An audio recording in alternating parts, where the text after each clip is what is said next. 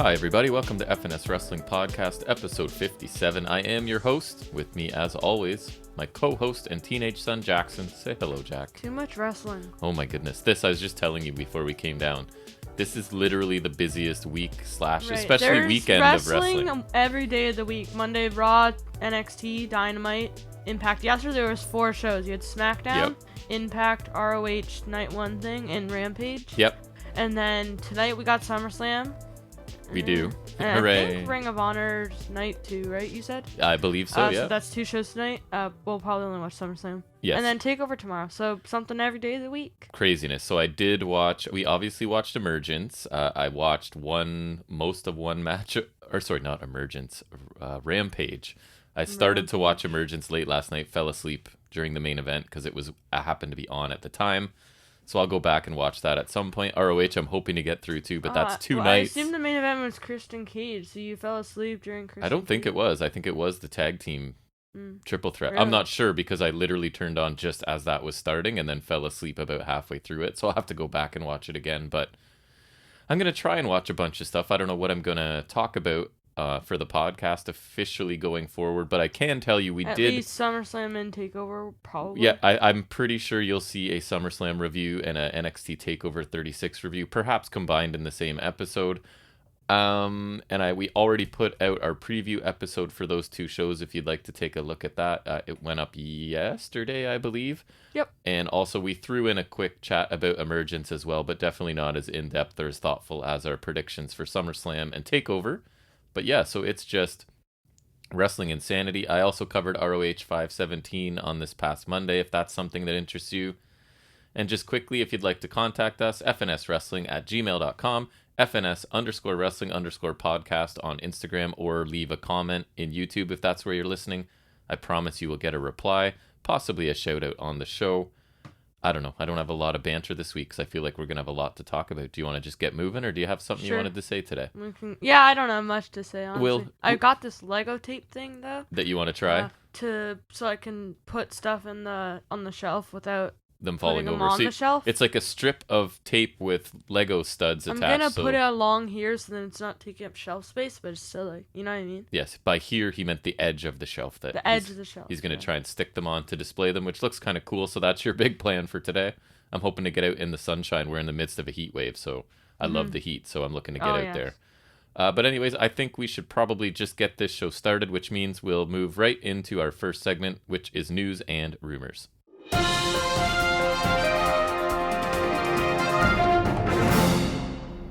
So I got some ratings for you, as I tend to do. So Wednesday's live edition of Dynamite this week drew 975,000 viewers on TNT, which is down 0.4%, so almost the same, and a 0.35 in the key 18 to 49 demographic, down 1.54%. So basically almost the exact same numbers as last week, hovering right around 1 million viewers, which I think is pretty solid, and I'm pretty sure they're happy about.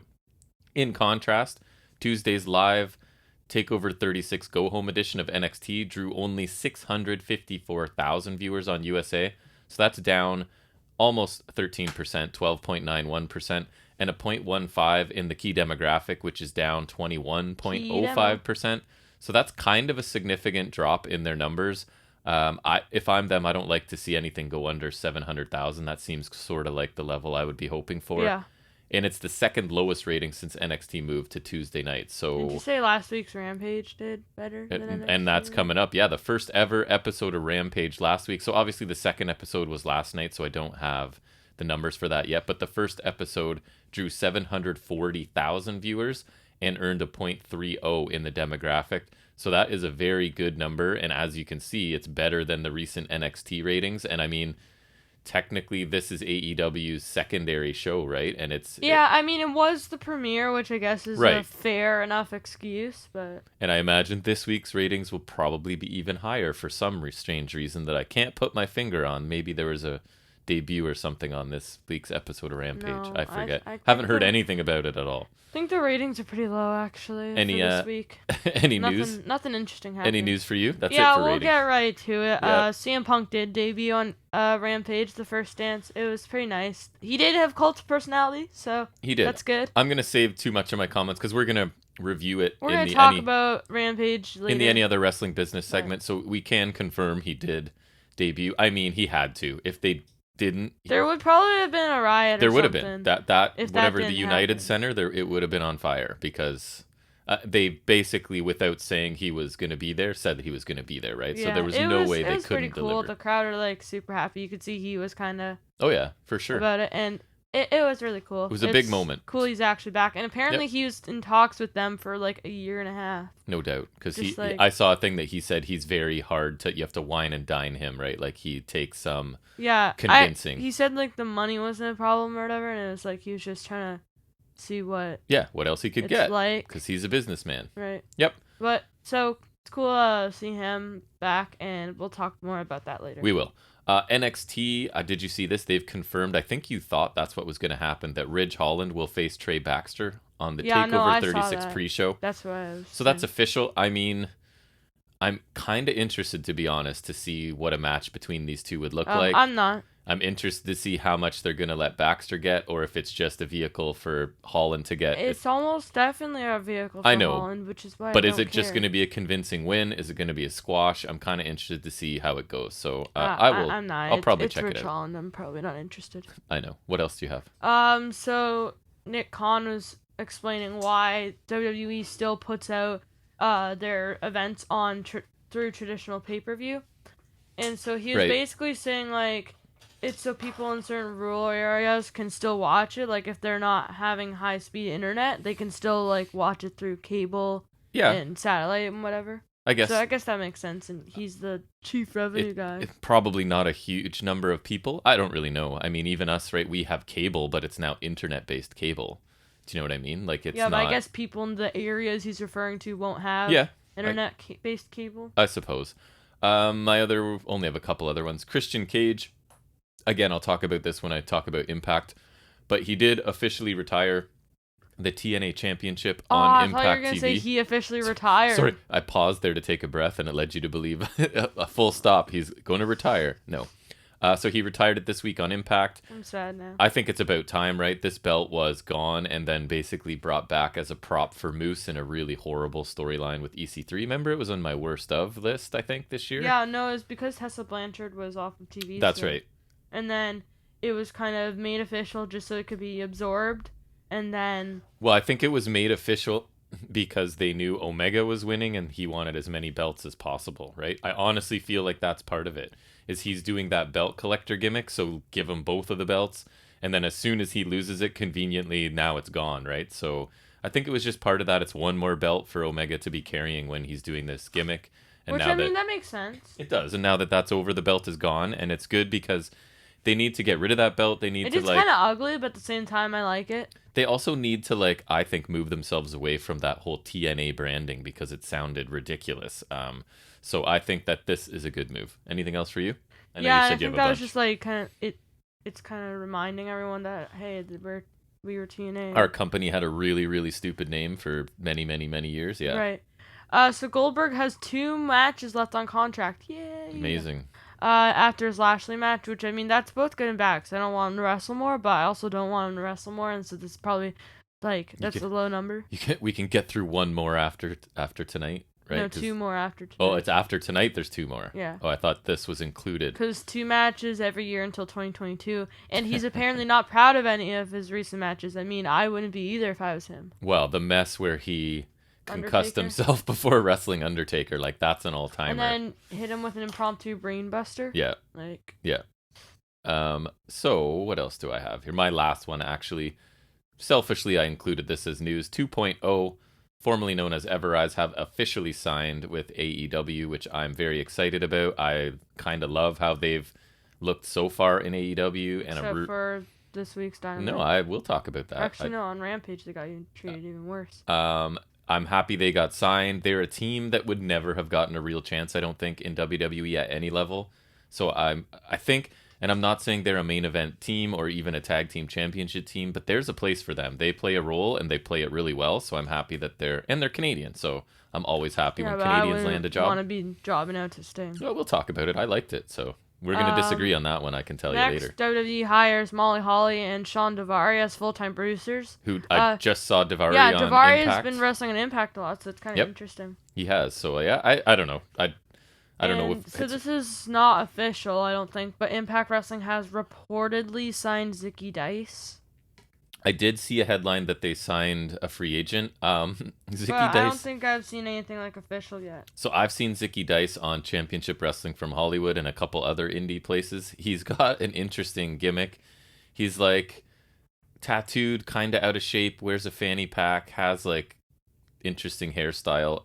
He wasn't a guy that looked to me like he would sign with a major company, but he does some pretty good work actually. So I think Impact might be a good fit for him. I don't see him fitting in either of the major companies at this point. I know he's been around in the orbit of AEW too. I think he was at ringside or in the crowd at one point, but a lot of people are around there though, even just like on Dark and whatnot. Yeah, like, I'm interested. Like they have Ricky Shane Page now. As a guy watching Impact every week, I'm happy for some new talent, so I'll give that a chance for sure.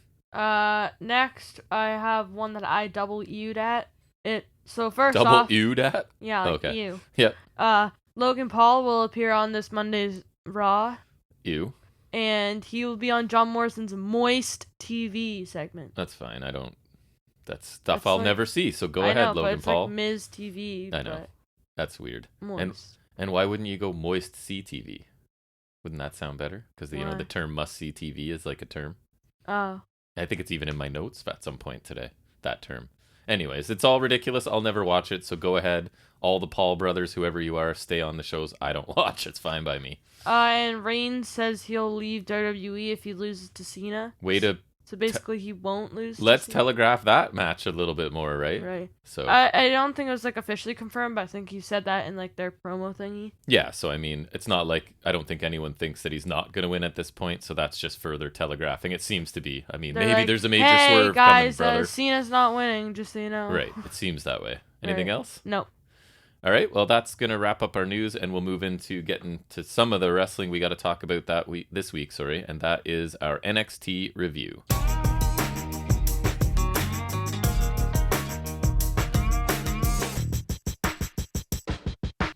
The show starts with a preview of TakeOver 36, including brief highlights of each feud leading up to the pay-per-view that's coming up this weekend. Then we get a preview of tonight's show quickly, including a tag team championship match between MSK and Imperium tonight. Then we get Roderick Strong. We see he's already in the ring, with Malcolm Bivens, so that's not too bad. It wasn't just for a match, and he was already in the ring. Yeah. And Bivens has a microphone. Bivens says that he doesn't like to be negative, but Kushida is a liar and a coward, and isn't there to face Roderick Strong tonight, so it's open challenge season, and Bivens wants to get the party started. Ilya Dragunov's music hits. He comes to the ring to answer this for open the record, challenge. I do not like his music. It's just like...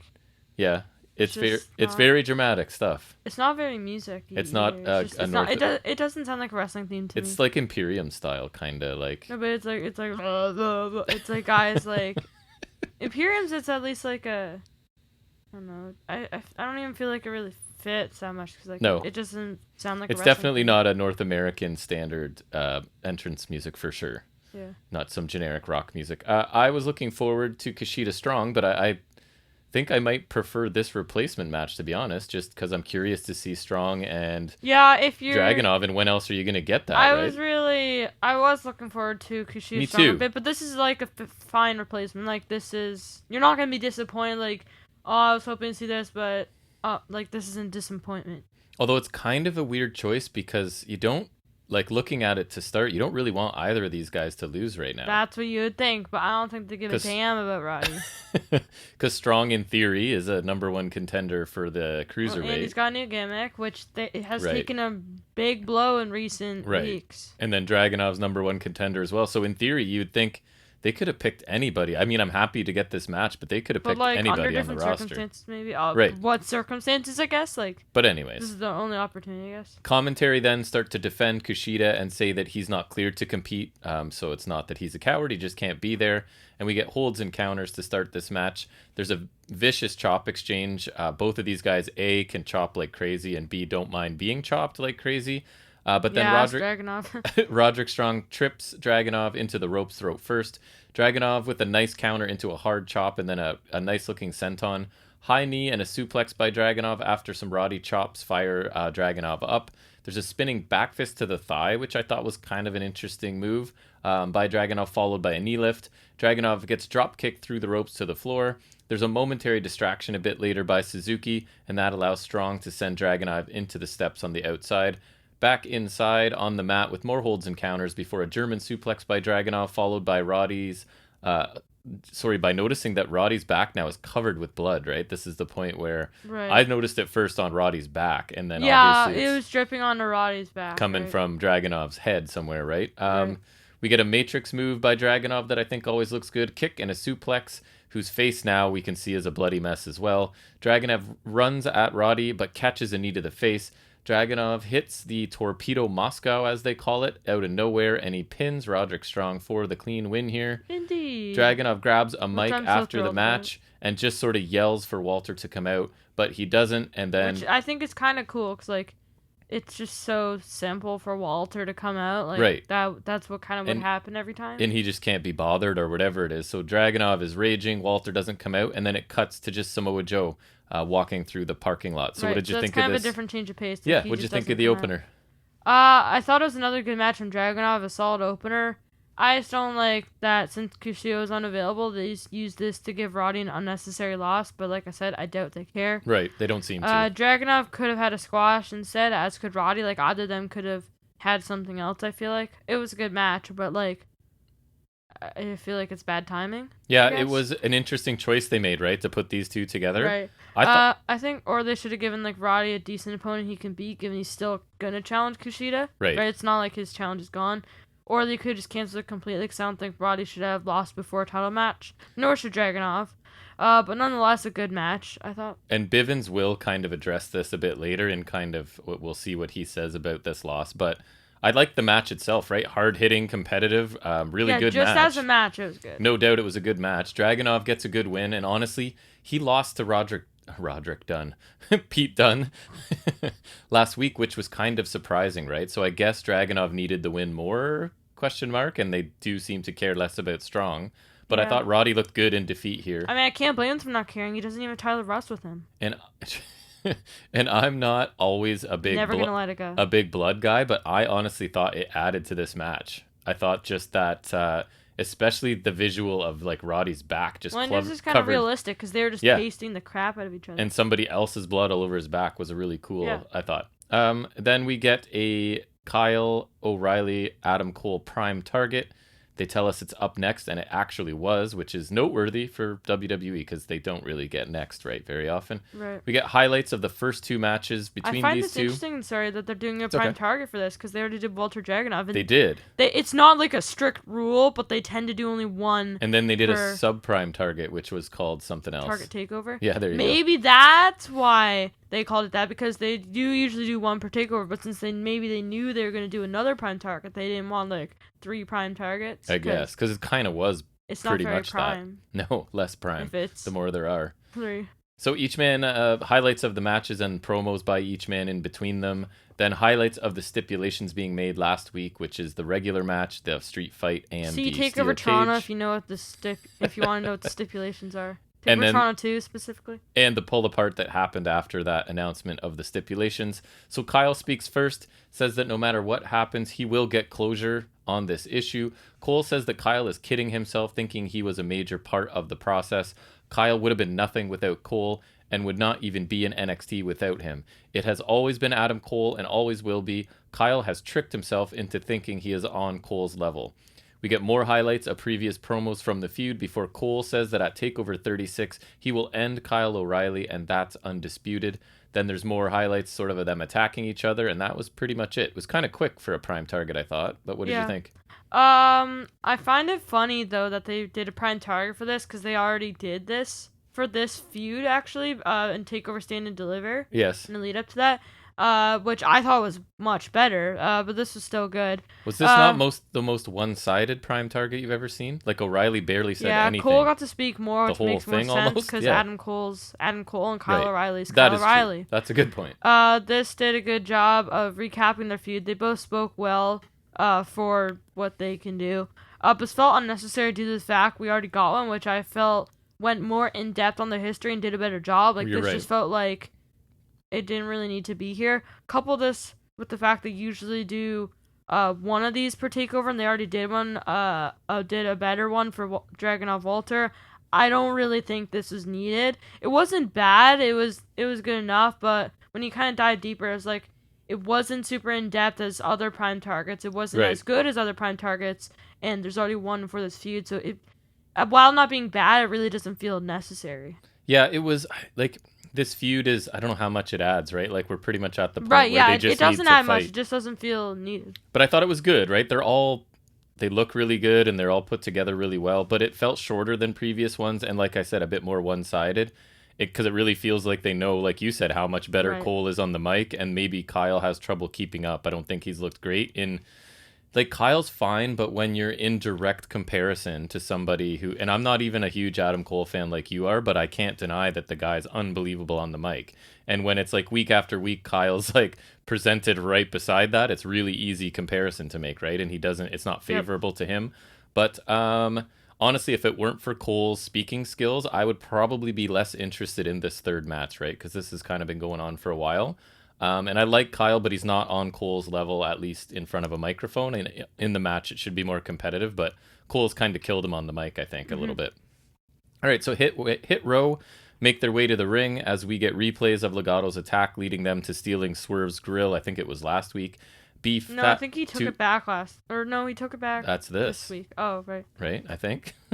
B-Fab has a mic and wants the music cut so they can speak. She says I think it was last week, because last week he burned the mask. Right. Oh, that's right. That's what it was, because that's going to be discussed here too. B-Fab says that Santos put his hands in Swerve's mouth and took his grill out, and Hit Row isn't playing. Swerve says that the beef has officially reached a new level, and that means but he is cut off. Escobar then takes over. He says that they've disrespected their culture, but when they burned a lucha mask, he got the message. He says he's alone in the parking lot right now if Swerve wants to head on out. So Swerve agrees to this for some reason. Stupid. And we see him come outside alone, head towards Escobar, but of course Legato are there to attack him from behind. They start to rip out Swerve's grill again, I think is what was happening here. If he has a replacement one, or they have top and bottom and they only got half, I'm not sure, but looks like no, I think he only has top. Going for the same thing again, and the rest of Hit Row obviously run in, and a brawl ensues. B-Fab brings like a bat or a pipe or something, right? Gets in one pretty good shot. They get slammed into the garage door. She doesn't seem too good at hitting people with weapons. Dalla slams one of them into a garage door. Ashante throws the other across the hood of a car. They then hold Escobar. Swerve takes his grill back by force before Hit Row slam Escobar into the garage door and walk away. Thoughts? I thought it was standard pro from Hit Row, which was good, I guess. Yep. Like just the same. Yeah. Like it was good, but like it's not like they're always good, pretty much, is what I'm trying to say. It's similar to a lot of their stuff. Swerve looked kind of dumb, though, because he would have to know he would get jumped, and he kind of did, because remember, he, like, kind of turned around to hit them before they hit him. My exact notice. Right? Swerve looks kind of dumb here. I think he did know, but then it still makes no sense why he would go without Hit Row and get beat on. If he knows it's coming, he almost looks worse. They eventually came out on top, but if they went together, it would have saved a bunch of trouble. Yes. Obviously, not the best segment, but fine, I guess. It's been an odd view where they keep disrespecting each other's culture and whatnot, and I guess that's what you get for a heel versus heel feud. The payoff match, I think that we'll get between Swerve and Escobar better be good, or I'm going to be really disappointed, because it hasn't been the greatest feud in terms of storytelling. No. I'm kind of holding out just for that match, because I think that'll be good. And like we say every week, the storytelling's tough when I'm not sure who I'm rooting for. They're both I'm rooting for Swerve, obviously. But they're both stealing things and burning things. I like him better. So I thought this was fine, but I think I feel very similar to you. This feud needs to get moving. There's been a ton of segments between the two, but not a ton of wrestling. I thought Swerve looks kind of dumb for going out here alone. And then, in a way, Legato looks kind of dumb because, of course, the other two are like 30 seconds away, right? So what are you really going to get accomplished before they get there? I thought the beatdown... Why didn't they have like a weapon or something? The beatdown looked fine, and at least I guess Hit Row came out on top with a pretty solid looking beatdown. But again, it's this whole stealing of property leading to feuds feels like more of a main roster deal. Like I stole your sword, or didn't Ricochet steal someone's clothes at some point, right? So it's a little bit too close to. It's like main roster. Saying that out loud is just so stupid that's like an actual thing. Main roster adjacent to me, so I didn't love it. But or I want your doll. I stole your teeth. You burned my mask. Cool, I guess. But, I stole your teeth. Right. So, anyways, LA Knight is then shown. I wonder if Baker would ever do that. Britt Baker? That'd be kind of funny. Stealing people's dentures. Steal Jericho's dentures or Sting's dentures. Sting's dentures. LA Knight's lifting large dumbbells at the gym as Grimes, in his butler gear, is standing beside him. Grimes goes to get Knight water. Knight goes up to Josh Briggs, offers to pay him, I think, $10,000, $5,000 before, $5,000 after to beat on Grimes in a match tonight. And Briggs agrees that match will be next. Thoughts on this? It was really quick, but did you have any standout thoughts? I thought it was a fine segment. It was pretty simple, I think. So he's paying him more if he wins. It's just kind of, I guess, heel tactics. Nothing really. Yeah. Any interesting. But I thought Briggs sounded a bit awkward. And I was just like, at this time, my notes in the moment where I hope Grimes does not take a loss to Briggs, because I would have been very annoyed. But we'll see where it goes. It kind of sucks, I guess, then that Briggs is kind of already fodder, yes. Upper mid-card kinda fodder. Like after you're out of the tournament, well, you're done, basically. Yeah. Well, and then the tournament wasn't too impressive either, really. Imperium then get a chance to speak. They say teams in NXT do not belong in the same ring as Imperium. The fans don't know it, but they need Imperium to lead them to a better place. They are here to restore the honor of wrestling to NXT. Kind of more of the same. What did you think of this? Yeah, I thought it was fine. A solid promo. Basically reiterating their core values. Yeah, each guy got like one or two lines. I thought Bartel spoke pretty well. But at some point they have to start beating people, right? Or this message is kind of wasted, I think, or pointless. Other than no one will care that the match secret, because what are you gonna do about it? Well, they're not backing up what they're saying, right? Like exactly. If you're saying you're the best of the best of the best, at some point win. They're saying the match secret, and then everyone else can just be, what are you gonna do about it? Well, tonight's their chance to win, I guess. So the $1 Million Man joins commentary for the Grimes match, which wasn't next, but now it's next. And it is Cameron Grimes versus Josh Briggs. So Briggs being a big man that was in that breakout tournament, and Grimes still wrestling in the butler gear, right? So Grimes is a veteran and not very big, and Briggs is young and really big. So I was nervous going into this, right? Because as we keep hearing, the new NXT is all about young and big. So I was like, oh no, please, not starting right now. So as I said, Grimes is in the butler gear. Knight joins commentary as well. So DiBiase's there. Knight is there. Briggs hits a knee to the gut and a nice big boot right out of the gate. And then Knight and DiBiase, I think on commentary, I heard them bet $20,000 on the match. I don't know if you heard that or not, but I think that's what took place. Briggs hits a side slam and a standing splash for a 2 count.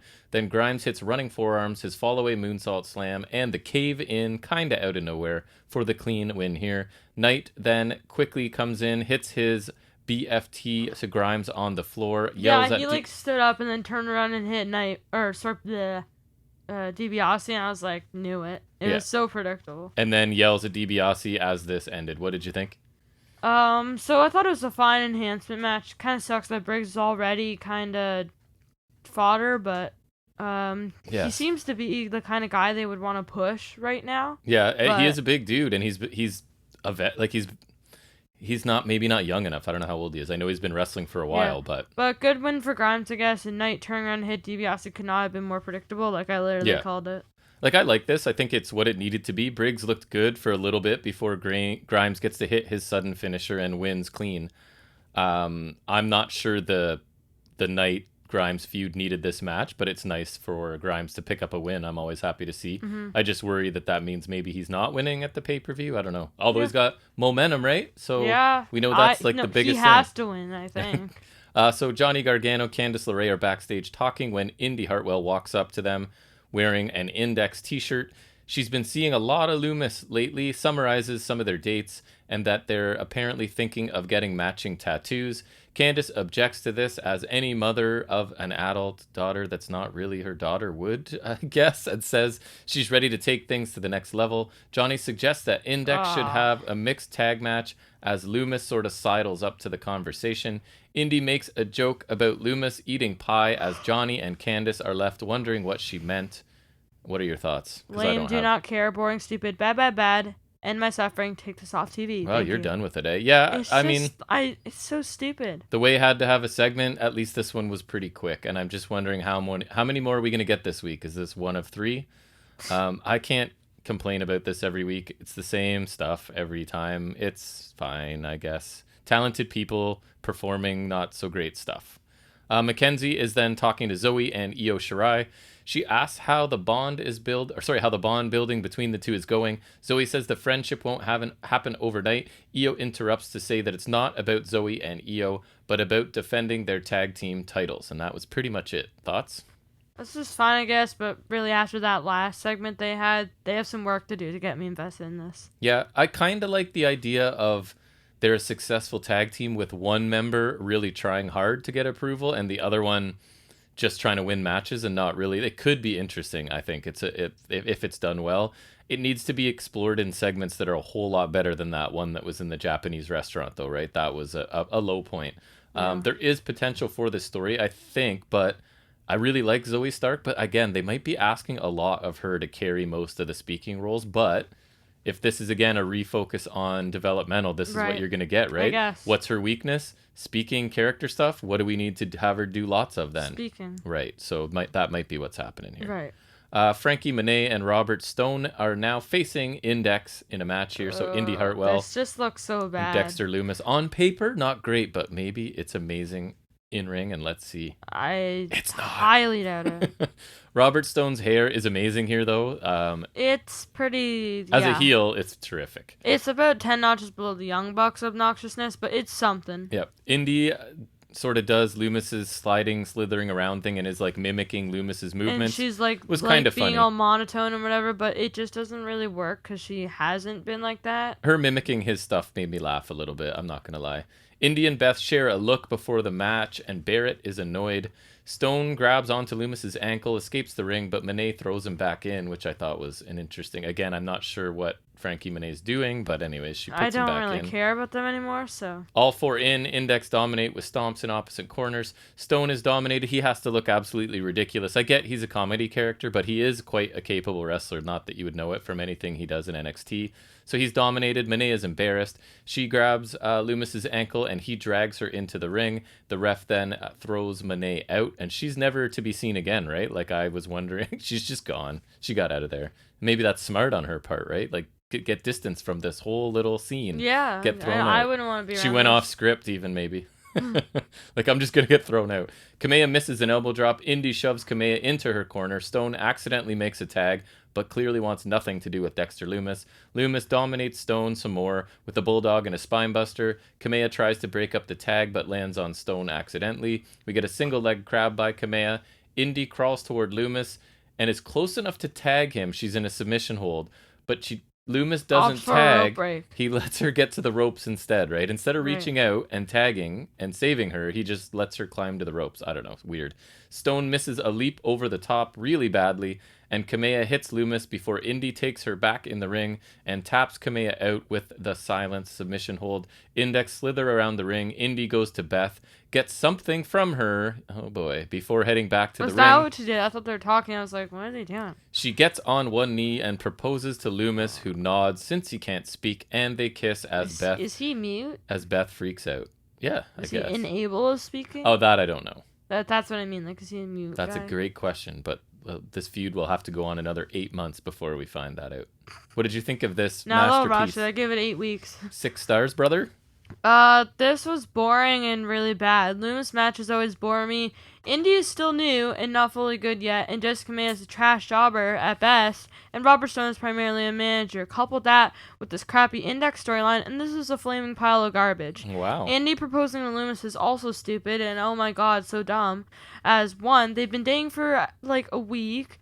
2, the storyline is dumb and Indy is 24, and 3, proposals are the other way around. Not always. This That's not is just another crappy segment. I'm going again. It's a god-awful storyline. We already know what happens given Gargano and LeRae's stance on the Index relationship. I don't even want to see that. It's going to be really bad, their wedding segment. I'm not looking forward to... I'm even afraid next week we're going to get, like, wedding planning. I was just going to say. 1 of 3. Not only are you getting a wedding, you're getting stuff leading up to it. And then a honeymoon. Yep. 3 segments. Yep, like, you are. Bad match, stupid aftermath. I hated this. Yeah, this was a comedy match. For sure. Far too long for me. Kamea is not very good at this point yet. She could be in the future. Stone was again presented as a complete joke, which I think he does a great job of, but he's capable of more than that. I found the match frustrating to watch. The aftermath wasn't anything that interests me at all. This storyline just won't die. Maybe Vince will take note of this and move it to the main roster, because this seems like something that belongs there. I still don't quite get Frankie Monet's role either. She's supposed to be in charge, didn't really feel like it, and then she got thrown out and never came back into play at all. I thought this was a pretty big waste of time, this entire match and aftermath, that I just don't care about at all. And I don't know if anyone else does, but we definitely don't. I don't. Mackenzie then is asking Roderick Strong about his loss. Earlier tonight, Malcolm Bivens takes over for him before Roddy can even say anything and says that Dragunov is not a cruiserweight, which I was a little surprised, but maybe not. So as far as he's concerned, the match didn't happen. Roddy has a guaranteed shot at Kushida, and that's what matters. And next time, Mackenzie better talk to him and not to Roddy. Thoughts? I thought it was fine, and Bivens called Ilya heavyweight, so I guess they're really trying to drive home Strong's a cruiserweight. Yes. Because I guess he hasn't really been previously. Yep. I also noticed those 2 security guards are in the background from last week that Bivens handed his card to. They were in the background of this segment, so hopefully that comes as something. Maybe results in some recruits for Diamond Mine who will be trying to fill a void that just can't be filled. Yes, because why? Tyler Rest. I'm not going to let that go. I like this because I like that it's kind of, I don't want to say lazy, but just to be like, we're not counting that loss because he's not a cruiserweight, but at least they tried. I hope that's like, in the security guys, it's like them subtly building something, At least they tried to explain it somehow. I thought Bivens did a good job. We learned a little bit about Diamond Mine, I guess, that yes, they seem to be exclusively focused on the cruiserweight division to the point where they don't count other matches. So I like that we got a little bit more information here, and heel logic by Bivens, right? So I thought this was decent. Commentary then, talk more about Index. It's really annoying. Before Beth sets up the Gonzalez-Dakota Kai interview, and she asks the first question, did Raquel Gonzalez ever think she'd be standing there across from her best friend Dakota Kai? Gonzalez says she knew what she was getting into. She saw how Kai turned on Tegan Knox, which I thought was a decent point. Kai asks where her crystal ball was when Kai took her out a couple weeks ago. So I like that comeback too. Oh yeah, you knew it was coming? Well, clearly not, because I kicked the crap out of you. You can just say that after it happens. Right. Like, it's easy to say, but when I attacked you, it certainly worked pretty well. So I thought that was cool. Gonzalez says she has dominated the division, is no longer a star in the making, but is a superstar, and Kai won't take the title from her. Kai says she kicked Gon's ass before she even got her hands up. She taught Gonzalez everything she knows, but not everything that Kai knows. It was that classic line. And Kai made Gonzalez somebody she will take the title from. Gonzalez says Kai uses people and gets jealous when they become bigger stars. This problem Kai will have to deal with on her own. Kai says you can call her any name you want, but 5 days after you can call her NXT Women's Champion. Gonzalez calls Kai a sidekick because she knows that's what really hurts her, and they will see each other at TakeOver. Your thoughts on this back and forth? They're gonna have a blindfold match. They won't see each other. Can't see me. It was kind of interesting when Dakota said Raquel thinks she's untouchable, because it actually does seem like that, which makes Raquel seem like a bit of a heel and also seem like someone you wouldn't cheer for. Again, making me root for Kai. Like Kai's like, you think you're untouchable, and Raquel's like, yeah. Yeah. And like, she's the confident she's only babyface. being Martinez and Xia Li, like, in Ember Moon. So that's like, Murderer's Row of women's wrestling right there. And for me, it didn't really come off as confident babyface. It came off like this heel who's dominated for a while now. Just she's high on herself. I just think she's doing like the classic cocky, confident babyface. The way it came off to me, it came off like this cocky heel. Yeah. Or like not heel, but just cocky, and like she thinks she's untouchable now because she's like been winning for now. She's never been really defeated, so now she's like high on herself, kind of. You know? she is. And a good promo work for both of them. And again, I still think Kai seems to have better motives. She just wanted a favor return, maybe a title shot, and Raquel wouldn't even go out to tag titles because she has her own title. And now she's been on a roll and she thinks she's untouchable, and she kind of comes across as like this delusional kind of heel who's high on themselves. And I kind of agree with Kai, which that's probably not what they're going for. Yeah, so. I think they both have a decent, like both of their sides kind of make sense, right? I don't really see much with Raquel. Like Gons is saying, I've also been there to help you the whole time, and now I'm not there to help you, so good luck against me. I guess. Like I kind of get that as well, right? I like this because it's the back and forth style, and I think they both did a good job. I think Kai outperformed Gons by a pretty wide margin, but Gonzalez is good as a babyface. I think Kai's amazing as a heel. I didn't pick up on the heel vibes from Gonzalez in this. I thought Kai was really believable. Her intensity was really good, and I think she's just firing all cylinders. I would love to see her as a heel champion.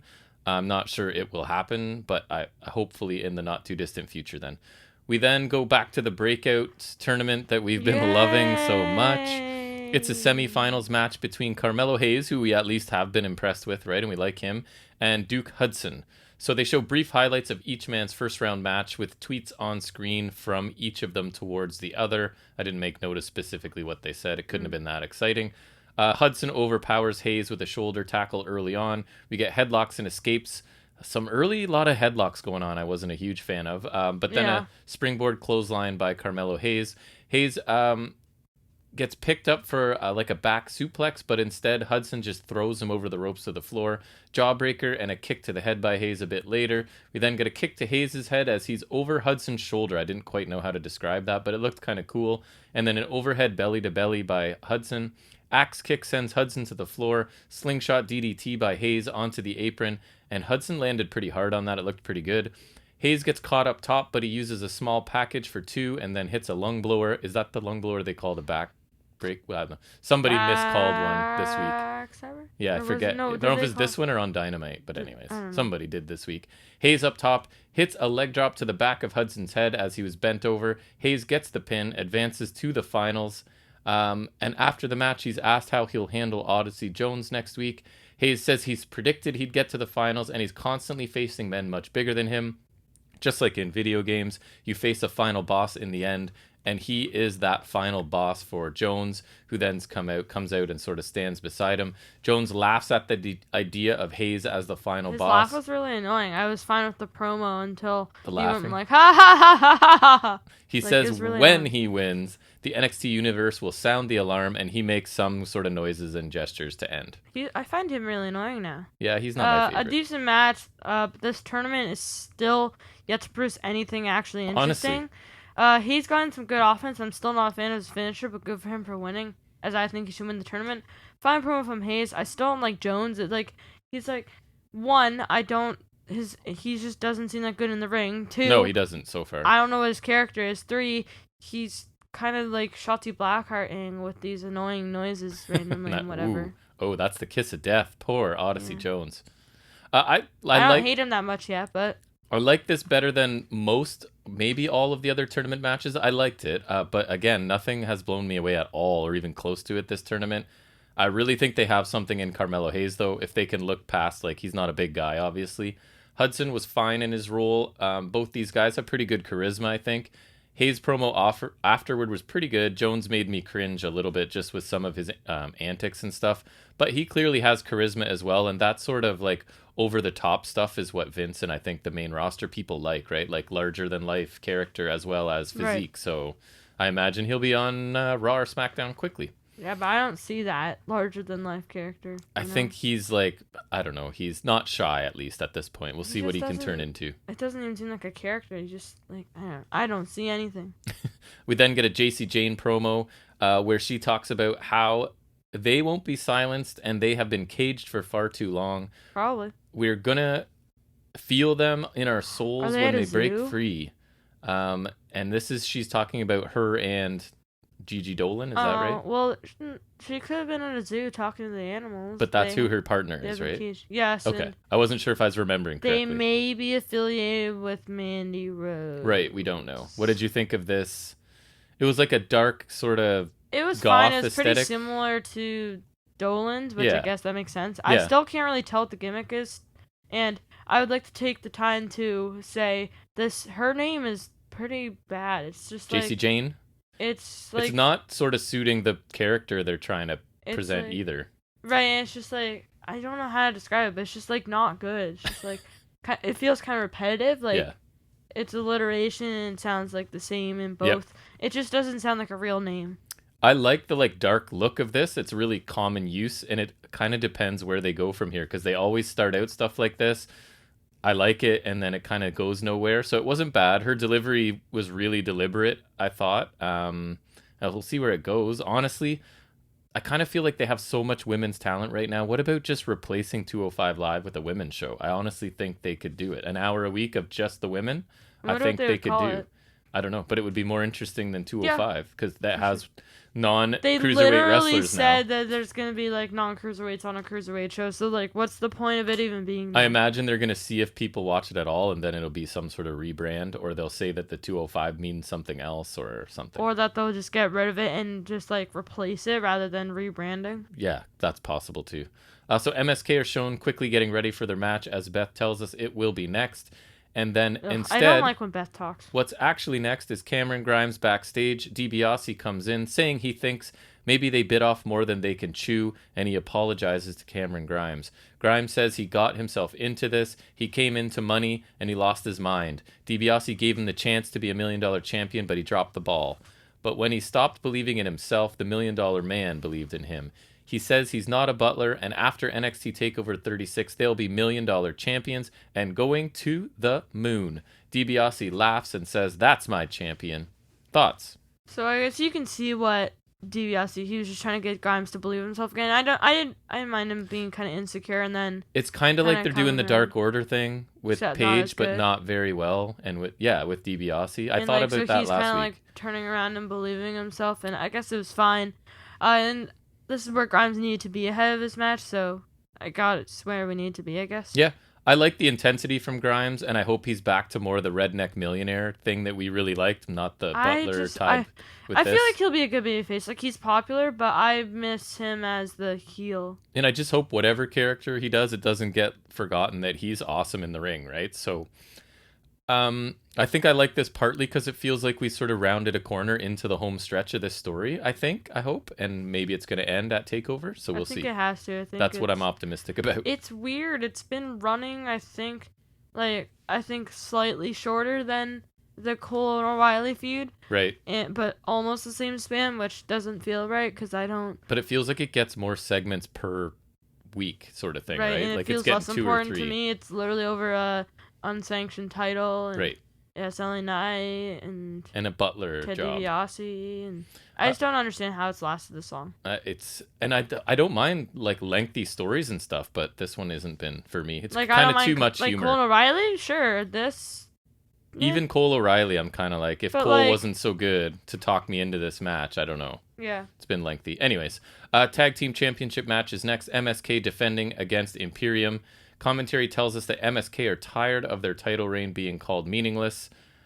I mean, it's kind of what we've been saying, right? They don't need the titles, and being champions really hasn't added anything to their goofy babyface act, I don't think. But heels who consider themselves to be restoring the sanctity of wrestling would benefit a lot from having the titles, I think, right? So I would love to see a title change here, but I have my doubts it's going to happen. Imperium, their whole gimmick kind of requires the titles, and MSK's doesn't at all. Sucked, but I know they were like the most forgettable champions in the title's history. I know, but that's not necessarily their fault. I mean, they're not being booked super strong. They're not that interesting. Okay, I don't know. And if Walter stays around, that might help, but yeah. I don't think he will. Well, what's MSK? Are they like dazzling you on their title run? I don't know. They're better, I guess. So Eichner repeatedly overpowers Wesley to start. Lee hits a quick crucifix pin attempt for 2. Carter hits a Bronco Buster. Yay! Your favorite, my favorite, everybody's favorite. Yeah, and it's like the Hornswoggle or whatever, where he keeps going for a bit. It's great. Bartel grounds. I hope he splits his anus for that. Grounds Carter with holds, including a headstand to increase leverage. Carter repeatedly dodges Bartel, but Bartel eventually hits a nice European uppercut. Double underhook suplex by Bartel. That was called a clothesline by commentary. Remember the double underhook clothesline? It was pretty awesome. I honestly wonder if that was a real thing, how that would work.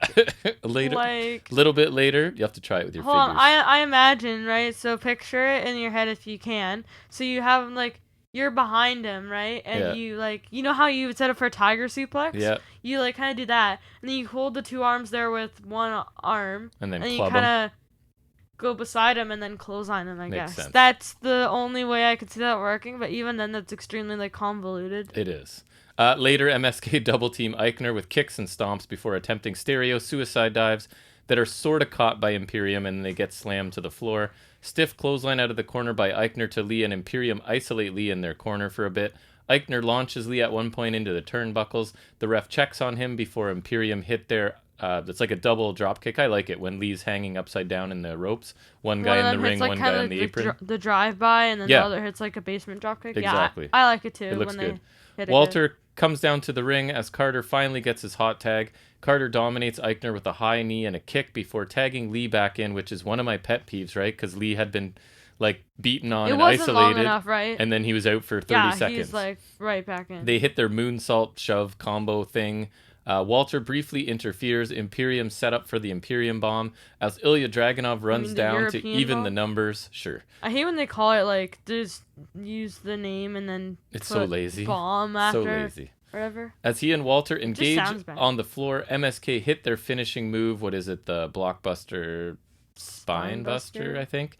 And they retain their titles. The Walter, block spine buster? The spine blockbuster? Walter single-handedly wipes out MSK after the match. Then Dragunov fires up briefly. Way to treat your tag team champions. Before Imperium run interference, allowing Walter to take out Dragunov. The three stand over Dragunov. Walter puts Dragunov to sleep, and they strike their standard Imperium pose to end the segment. What did you think? Match and aftermath? So I thought it was a fine TV match with a few good spots. The result was never in doubt for me, as Imperium just aren't believable enough. They're not that interesting. They're good in the ring, but I just don't find them that interesting outside the ring. And their last reign was just forgettable at best. Yep. Forgettable at best, yes. They're solid in the ring, but other than that, nothing to them. Good to see Walter again, and the Dragunov feud is definitely important if they're both appearing on NXT main 2 weeks in a row. So that's good. That's true. And they had the Prime Target segment. We should be in for quite the treat this Sunday. Yeah, I hope so. I thought this was a good tag team match too. MSK were their usual entertaining selves. I feel like Bartel's gotten a lot better, and he's also in way better shape. I feel like it's kind of smart using a small build for this, because both of these teams, their main strength is in the ring, right? Yep, absolutely. I would have liked to see more of Eichner because I think he's terrific and he can work kind of any style. But I thought this was a good TV tag team title defense. A step below like a really hot main event, but I guess it's technically not the main event. So there's stuff to come after this, right? So Pete Dunne is with our friend Ridge Holland. I was gapping on his first name for a second there. He's so memorable. So Pete Dunne and Ridge Holland, a duo that we're just super pumped about. Oh. Dunne says he warned us all. I hated this because he just feels like a hype man. Almost. And what happened to Ilya last week should speak to his lesson. Don't step to geezers like them. Ridge Holland doesn't care or respect what Ciampa and Thatcher have sacrificed. He respects that Ciampa and Thatcher have the bollocks to challenge him, but Dunne says maybe they're just stupid enough. 10 months of waiting, it's time for Ridge to make a name for himself, and it starts next week. Holland versus Thatcher is set for next week. Thoughts? I thought Dunne spoke fine. Ridge Holland still sucks. I really didn't like that Dunne just kind of felt like his hype man. He was like, it's 9 months away or whatever. It's time for you to prove yourself. Like, I don't like that he's like this hype man. He's the one that should be doing stuff. But I don't think stupid Ridge Holland. I don't think Holland can talk really, and we've established now that Dunne can. So I guess that's what we're getting. That doesn't mean this needs to be here. Dunne needs to do his own thing, and Ridge Holland could go die in a hole. I could care Wow, less. That's not nice, dude. Well, not actually die in a hole, but go back to NXT UK and leave me alone. There was nothing wrong with this, I didn't think. I don't love the pairing out of the gate, but we had to expect a push for Holland as soon as he came back. There is a chance he could be a good heavy for Dunne, I think. Kind of like MJF and Wardlow, right? Like MJF does all the talking yeah, but it there. doesn't feel like that. No, well, this is the first time they've sort of been together, right? So I'm hoping Holland impresses me next week. I'm going to give the guy a chance. I'm not sure you and are, he's facing Trey Baxter on the pre-show. For right. Takeover. So who knows? But yeah, I'm willing to give the duo a chance if Holland can impress me. Hopefully. So the broadcast I team highly doubt it. then run down the NXT Takeover 36 card. So we've got $1 Million Championship Knight versus Grimes with the Butler stipulation as well. UK Championship Walter Dragunov. NXT Women's Championship Gonzalez Dakota Kai. Undisputed finale, 2 out of 3 falls match, Cole versus O'Reilly, and the NXT Championship and match. And we did just put out Samoa our Joe and preview and predictions yesterday, so... Yep, that came out yesterday, go check that out. If you haven't seen it, go and find it. And SummerSlam is included on that as well. And Emergence from Impact. Yeah, and really quickly. Predictions on Impact Wrestling Show. Yep, so that's up there now. So the main event segment is... Which was yesterday. Samoa Joe coming to the ring for his face-to-face with Karrion Kross. He calls for Kross and says it's venom when he talks about Kross, and says he thought he'd be looking forward to having one more night to eviscerate Kross on the mic before TakeOver, but he realized this is pointless because he's not here to hurt Kross's feelings. He's just here to hurt Kross. Nice. He tells Kross to stroll his ass down to the ring and calls him a young champion. So I don't know if that's a shot at like the new guidelines in NXT or something. Or that he wrestles like someone who just came into wrestling. But Kross isn't that young either. Kross comes onto the stage and says that Joe still doesn't get it. It's not about Joe or himself. It's about the future of the NXT brand. He says he doesn't think Joe's going to just stroll in after taking a year off and take the title. He calls down security, a group of security guys, as protection for Joe, not for himself. That's always security the line. guys get into the ring. He asks Joe what he thinks is going to happen, and if he really has a shot against Kross. The crowd starts chanting, Joe is going to kill you, and Kross just says, no, he's not. Kross finally steps into the ring, says he's going to drop Joe, and real fast. Joe's had enough of Kross. He dives through the ropes and onto Kross and security, brawling around the ring, and security breaks them up. But Kross grabs Joe and sends him into the ring steps.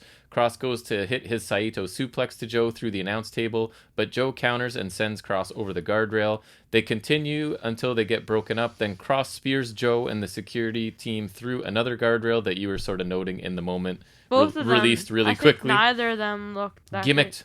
Gimmicked, brother. Oh, they look hella gimmicked. Everyone is down as the show ends. What'd you think of the final segment? So I thought fine promo work from both of them. The brawl is kind of lame as it was nothing new. Like I feel like they yell at each other, they brawl is their thing. Yeah. And both barricade spots looked very gimmick. They didn't go through the first one quite right. Like it felt like they're like, remember, it kind of knocked over and then they struggled to kind of. Yes. And then the second one didn't break quite right. Overall, this wasn't bad, but also wasn't anything that new for this feud. Honestly, I'm only really in this to see Kross lose and leave. The segment just felt like two angry guys, like I said, yelling and then fighting. I guess that might be what their feud is, but I feel like it needs something more than that for the main title match. Mm-hmm. I actually like this version of Kross better than the previous one. It's just kind of tough because it's really different, right? Not long ago, he was like this dark, mysterious, almost supernatural guy that had this crazy entrance with Scarlett, and a huge part of his act was just that he was like unbeatable and was a dominant champion.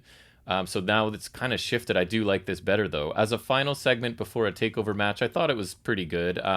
Both of them got to speak, did a pretty good job. There was some good physicality despite the barricade sort of issues. I still thought the beatdown and the brawl was pretty good. I do feel a little more open to this match than I have, I guess. I guess the segment was successful by those standards, right? Overall thoughts?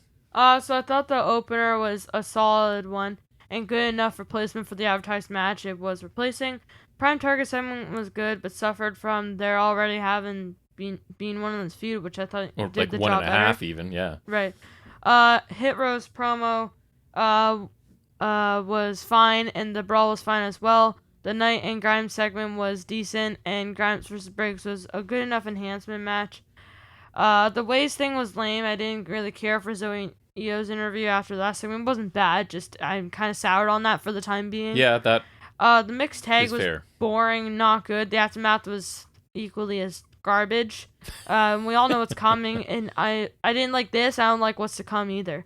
Diamond Mine's interview is fine. Bivens speaks well. I just hope something comes of the security guys, or maybe I'm looking into things too much. Yeah, I'm hoping you're right. The Gonzalez Kai thing, it was good, but Gonz came across as less of a face to me. I'm slightly confused with the dynamics. Obviously, I think they would want you to cheer Gonzalez, but it kind of, just the way she was acting didn't really she didn't really come across as a face too great. Right. Hayes versus Hudson's decent. Still not really happy with how this tournament has turned out so far. And the tag title match was solid from an in-ring standpoint, I thought, but had a predictable outcome and uninteresting challengers for me. The Joan Cross segment was far from different from the other ones. It wasn't that bad, but not great either. Overall, an okay show, but I expect more from a go-home before a pay-per-view, so I'd give it a B-. B-? All right, what did I think? I will say that NXT, what I do like is that it doesn't feel drastically different, right, after the releases of several people and lots of talk of drastic changes to NXT in general. I feel that type of reset, if it's coming at all, is probably coming when they start pre-recording. I think they're doing like 4 weeks at a time, because then they can edit and play with things, put them in the order they want, right, before putting it on TV. Wrestling-wise, really like Dragunov Strong. Tag team championship match I liked as well. Grimes Briggs was fine for what it was, and the breakout match was decent as well. The index match was definitely the low point and wasn't good. Segments, sure, low point. We only got one way segment other than the match, so that's kind of a bonus. I liked the Prime Target, not as much as some, but I still thought it was solid. Kai Gonzalez segment was good, and the segment to end the show I enjoyed as well. Dunn and Holland, JC Jane, Grimes and DiBiase, Diamond Mine, Zoe and Io were better this week, but kind of their standard stuff at this point. And the Hit Row Legato stuff was just okay, I thought. It wasn't their strongest because, I don't know, it didn't make the most sense to me. But I mostly enjoyed this show, with the index stuff for sure being my only real issue that I would say I strongly didn't like. So I would give this show a B. I thought it was good, but not amazing. Fair enough? Fair enough. All right, so we'll transition into a little bit of trivia next in our segment that we like to call Off the Top of His Head.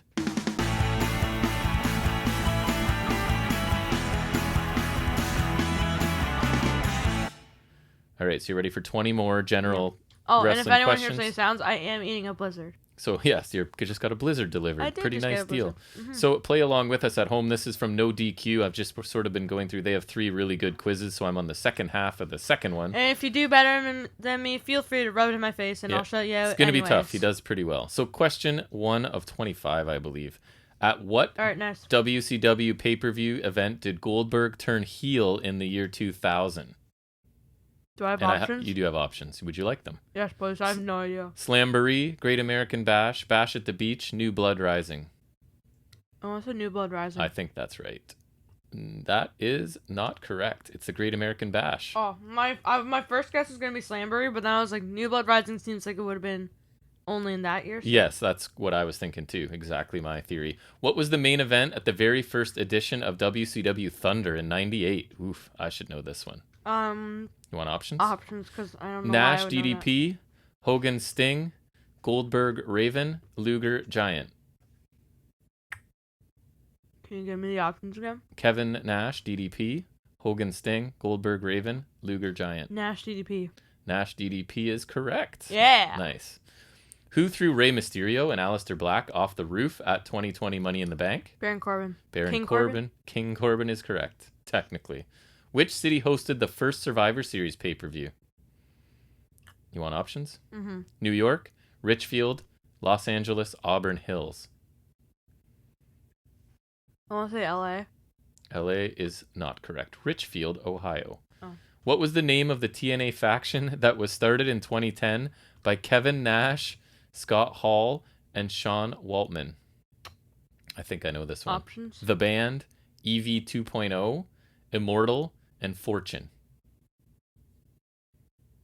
The first one. The Band is correct. I actually knew that one because I knew, partly because it sounded right and partly because I remember the other ones. Like EV 2.0 Fortune was... and Immortal. Immortal was like Hogan, Bischoff, Hardy. Fortune was like Styles, Kaz, someone else. EV 2.0 was ECW. Yeah, I knew that. Stuff. Right, so. Who did Mike Tyson knock out on the January 11th edition of Raw 2010? Sorry. Jericho. Chris Jericho is correct. Nice. So I mentioned that at Dynamite. Didn't even need options. Who defeated Diamond Dallas Page to win the WCW World Title on the April 26, 1999 edition of Nitro? Options. Nash, Savage, Flair, Sting. What's the Nash? It was Sting. According to Spotify, what is the name of the Fiend Bray Wyatt's theme song by Code Orange? Let Me In. Let Me In is correct. Nice. These are all over the place, man. I like it. I would obviously know that. The Undertaker appeared as the American Badass for the first time at which pay-per-view? I know something in 2000. Okay, give me the options. I think I know. Backlash, Judgment Day, Unforgiven, Armageddon. I'm going to say Unforgiven. Unforgiven is not correct. Judgment Day. Mm. Which wrestling star made a cameo as the giant Santa in the 1996 film Jingle All the Way? Big Show. Yes. We watched that. Right, we've seen it. Christmas. Who won the first and only 40-man Royal Rumble? I know this one. Alberto Del Correct. Rio. That's correct. Who won? I think he last eliminated Santino Marella. Who won the WWE Slammy Award for 2010 Superstar of the Year? 2010 Superstar of the Year. Options? Just gonna be...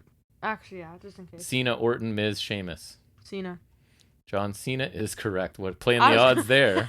I was gonna get Cena anyways, but I wanted to see what the other options it's 2010. Everything Cena. Who won everything? Cena. I guess there's a chance for Orton, maybe. But... Yeah. Who did Ronda Rousey defeat in the main event of the 2018 Evolution pay-per-view? Nikki Bella. That is correct. What a match that would have been. Don't even remember, but I'm sure it was amazing. I think the Bellas turned heel just for that. How many hardcore title changes were there at WrestleMania 16? Options? 0, 5, 10, 24. I'm going to go 10. I know that it was like a championship scramble match. 10's good. That is correct. Yeah. I know there was a whole bunch, and I felt like 24 was too much. So, The first AEW Double or Nothing pay-per-view in 2019 took place in which city? Vegas, I think. Las Vegas, Nevada is correct. How many times did Roddy Piper hold the WWF Intercontinental title? Once, and it was his only title in the WWE. That's right. Which wrestler attacked Matt Hardy and Christopher Nowinski at the 2002 Survivor Series? Scott Steiner. Wow. Why would we you watched know that? I feel like we watched that recently, just randomly. Like, remember the On Demand? Yeah. Just I don't remember Chris Nowinski being in it, but I do remember him. That's the only reason. I think that's the part I remember. They had high hopes for that guy, and then he was concussioned a lot. What was the name of the Undertaker's team at 1990 Survivor Series? And $1 Million Team, I think. $1 Million Team is correct. What was the final match of the final episode of WCW Monday Nitro? And I do have options. Was it Booker T, Scott Steiner? That is not correct. No? Sting versus Ric Flair. That was one of the options. Of course it is. Sting. I knew because I think Booker T beat him on the same show. I didn't know if that was the main event or not. Good luck knowing this one. What was the name of Jimmy Hart's rock band prior to becoming a wrestling personality? Oh, God, I don't know. The Gentrys, the Hart Foundation, the Flying Elvises, the Rudels. Hart Foundation? No, the Gentrys. I was thinking because then that would like connect to the rest. To make up for that, here's one you know for sure. Ryback's finishing move. Shell Shock. Correct. Who was the celebrity induction in 2013 Hall of Fame for WWE? Who was the celebrity that went in? I have options if you'd like. Schwarzenegger, Trump, Mr. T, Mike Tyson. Correct. You're right. I was going to say him anyways, but because I knew he was inducted, but I couldn't remember what year. Which team has the record for the single longest tag team title reign in WWE history? New Day. New Day is correct. They took over from Demolition. Right. What was the main event of the NXT TakeOver Portland in 2020? Guaranteed you know. Cole Ciampa. Cole Ciampa is correct. And the final question. Ooh, good one. Who is the 50th person to become WWE champion? Jinder Mahal. Why do you know that? That's correct. I'm pretty sure I remember them mentioning that when he was champion. Wow, that's impressive. All right, well, that's going to finish up off the top of his head. You did a good job and lead us into talking about this week's AEW Dynamite.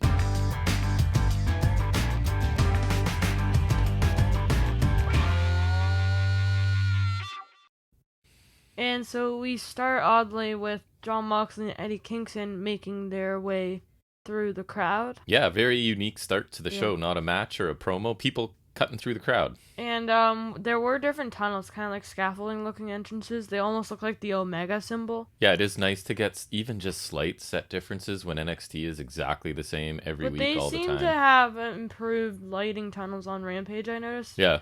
Rewatching Punk's entrance, so I think this is just a transitional right thing. But still, yeah. And they had the ring level ramp, which I kind of like, just because it adds like... It's level with the ring, so I feel like it allows them to do more stuff. Just a little bit of differences in the set and a super hot crowd is making Dynamite, like right off the bat, they're starting, I think, like with a big head start on NXT every week, right? Because... Right. So yeah, they were making their way through the crowd, but they get jumped by 2.0 and Garcia, and they call out Alan Sting to face them now. And it's the Tornado Tag match between 2.0 and Darby Allin and Sting to open the show. So I loved this start, just to sort of, before we get into the match, this is how you present 2.0. Like, this is how you make a team look strong. Even though they're kind of coming in as like comedy, probably mid-card guys, they still attack some established stars on their way to the ring. I thought Matt Lee's really quick little call out got him massive heat from the crowd, right? Like, they were hating these guys right away because they just attacked two guys they love and calling out two more people they like. So I thought this was a really cool way to handle 2.0, who, as we heard, have got contract now, which I'm hyped about. So I thought this was a cool way for this show to start. Right, and so Sting's theme hits, he comes out, and Darby Allin attacks from behind the skateboard, and the match starts. We get a double clothesline from Sting. Well, I forgot the description. It was basically just like a tornado tag. It was like a brawl all over the arena. Sure there were a was. couple of notable spots, but nothing major. Right. Double clothesline by Sting. Simultaneous coffin and stinger splashes in opposite corners by Darby and Sting. We get a brawl in the crowd.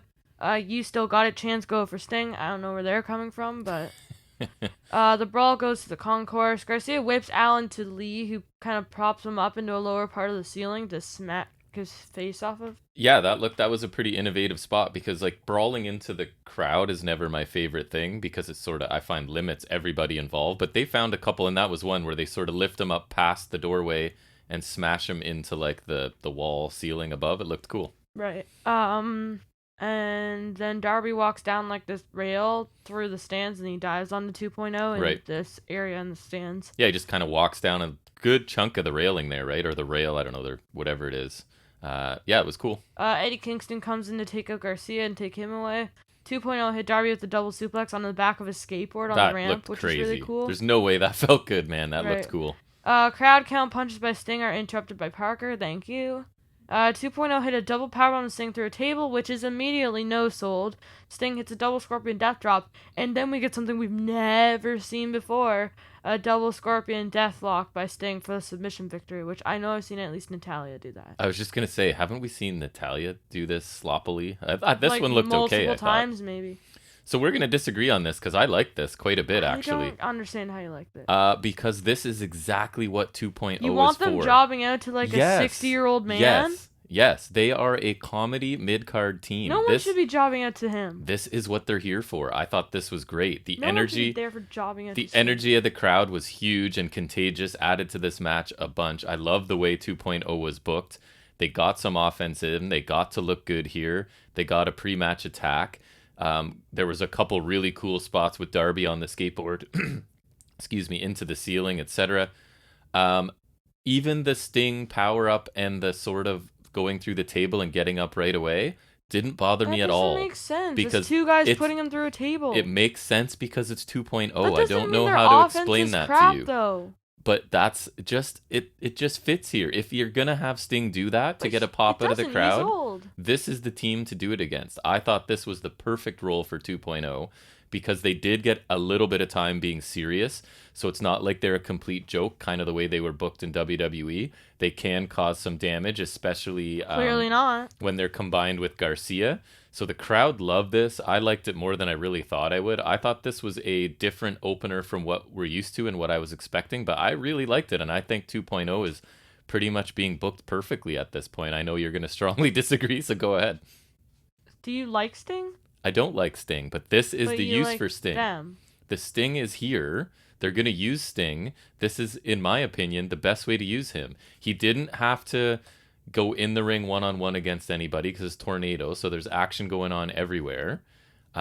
I thought this was really fun. I don't know. I don't see anything as the perfect use for Sting. I think the perfect use for him is to put him in retirement. Well, that's great, but he's here, right? So he has to do something. So to me, this was a good use of him. I enjoyed this. I didn't... This is okay, I guess, but as far as these no DQ matches goes, really does not rank among the best. Like, No, I think but they've done way better. This is essentially like a step above enhancement. This isn't like a main event, whatever. This is like... but like...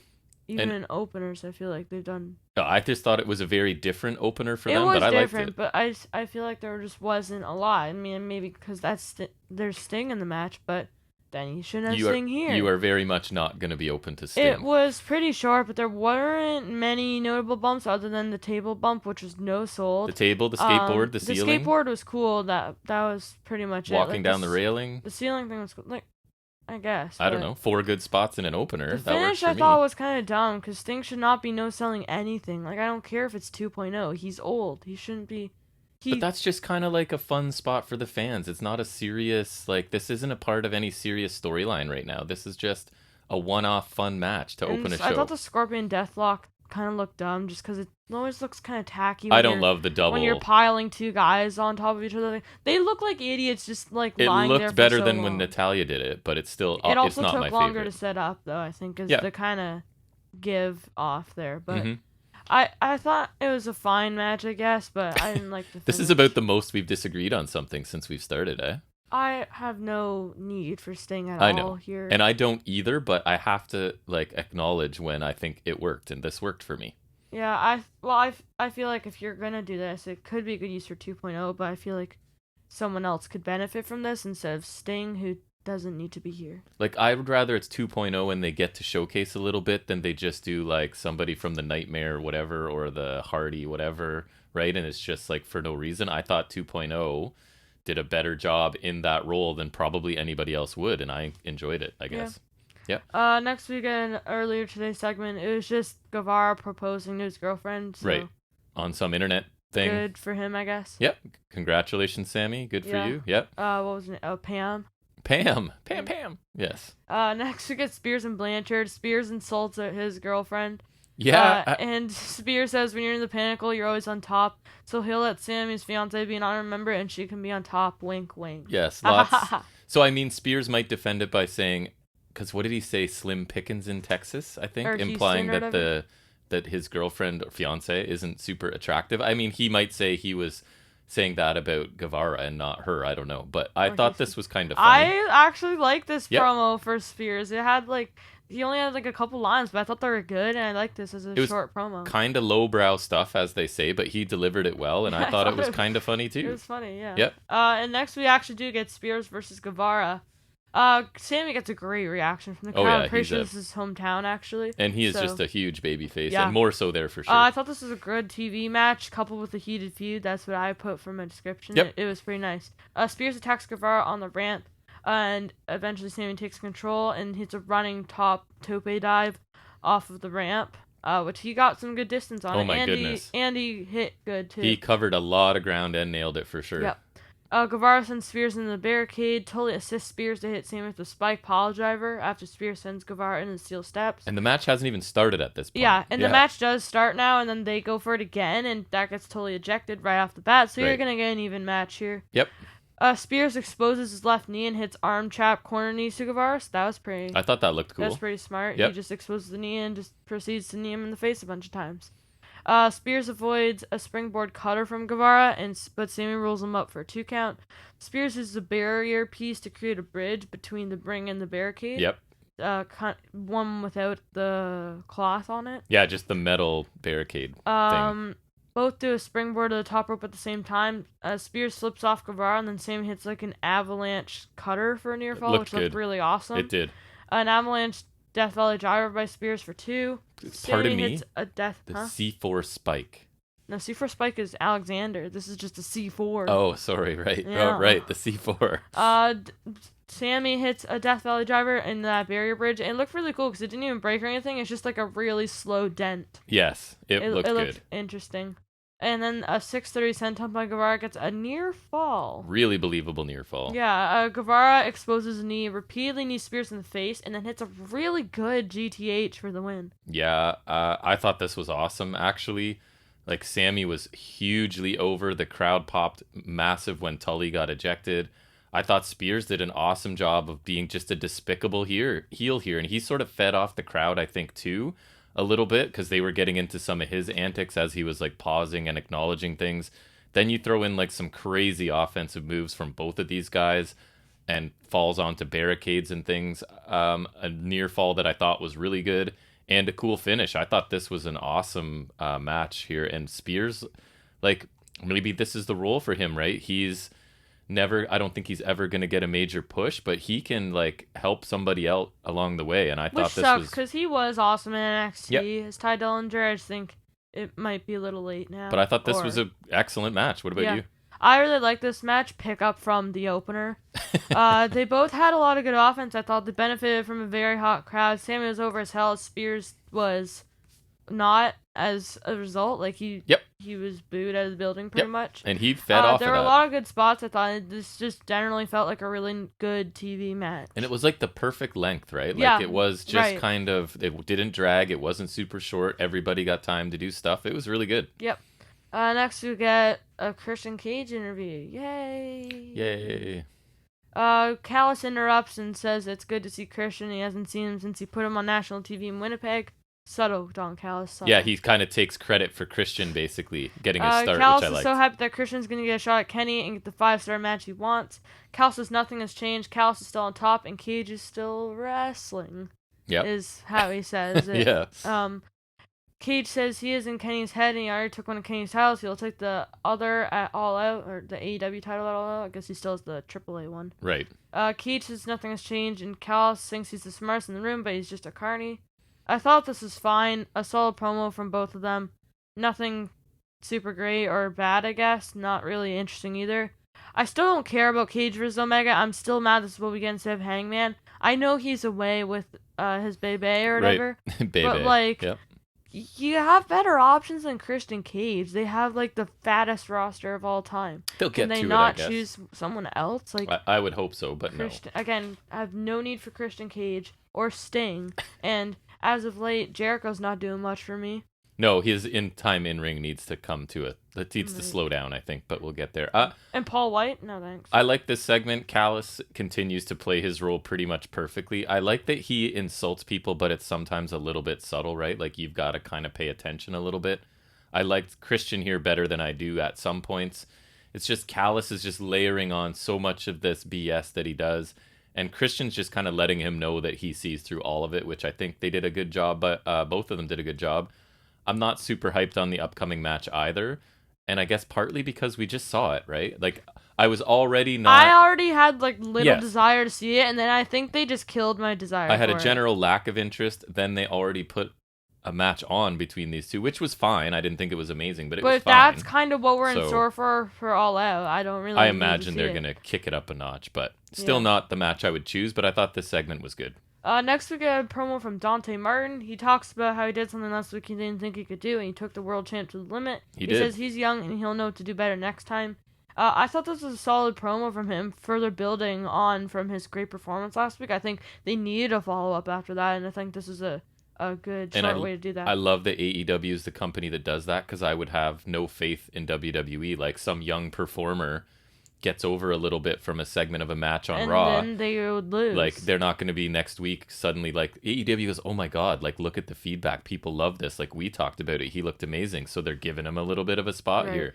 I thought it wasn't amazing, but it wasn't a bad promo for such a, like, he's super young, right? So he's only going to get better. But I thought this was better than the other promos we've seen him in. And he looked amazing in the ring last week. And like I said, they're actually noticed that and are going to make a move based on that. And I think that's smart. Even if it's something small like this, it's at least, like, absolutely. something. They're acknowledging, like, man, you got over last week. And we actually want our young stars to get over, which is a foreign concept in some other companies, right? Like, we realize that youth is good, and we're going to sort of focus on ones that people seem to like. Weird. Even though he's small. Listening to the audience and pushing smaller guys. No. Weird. Letting people get over by themselves. That's not possible. No. Can't do that.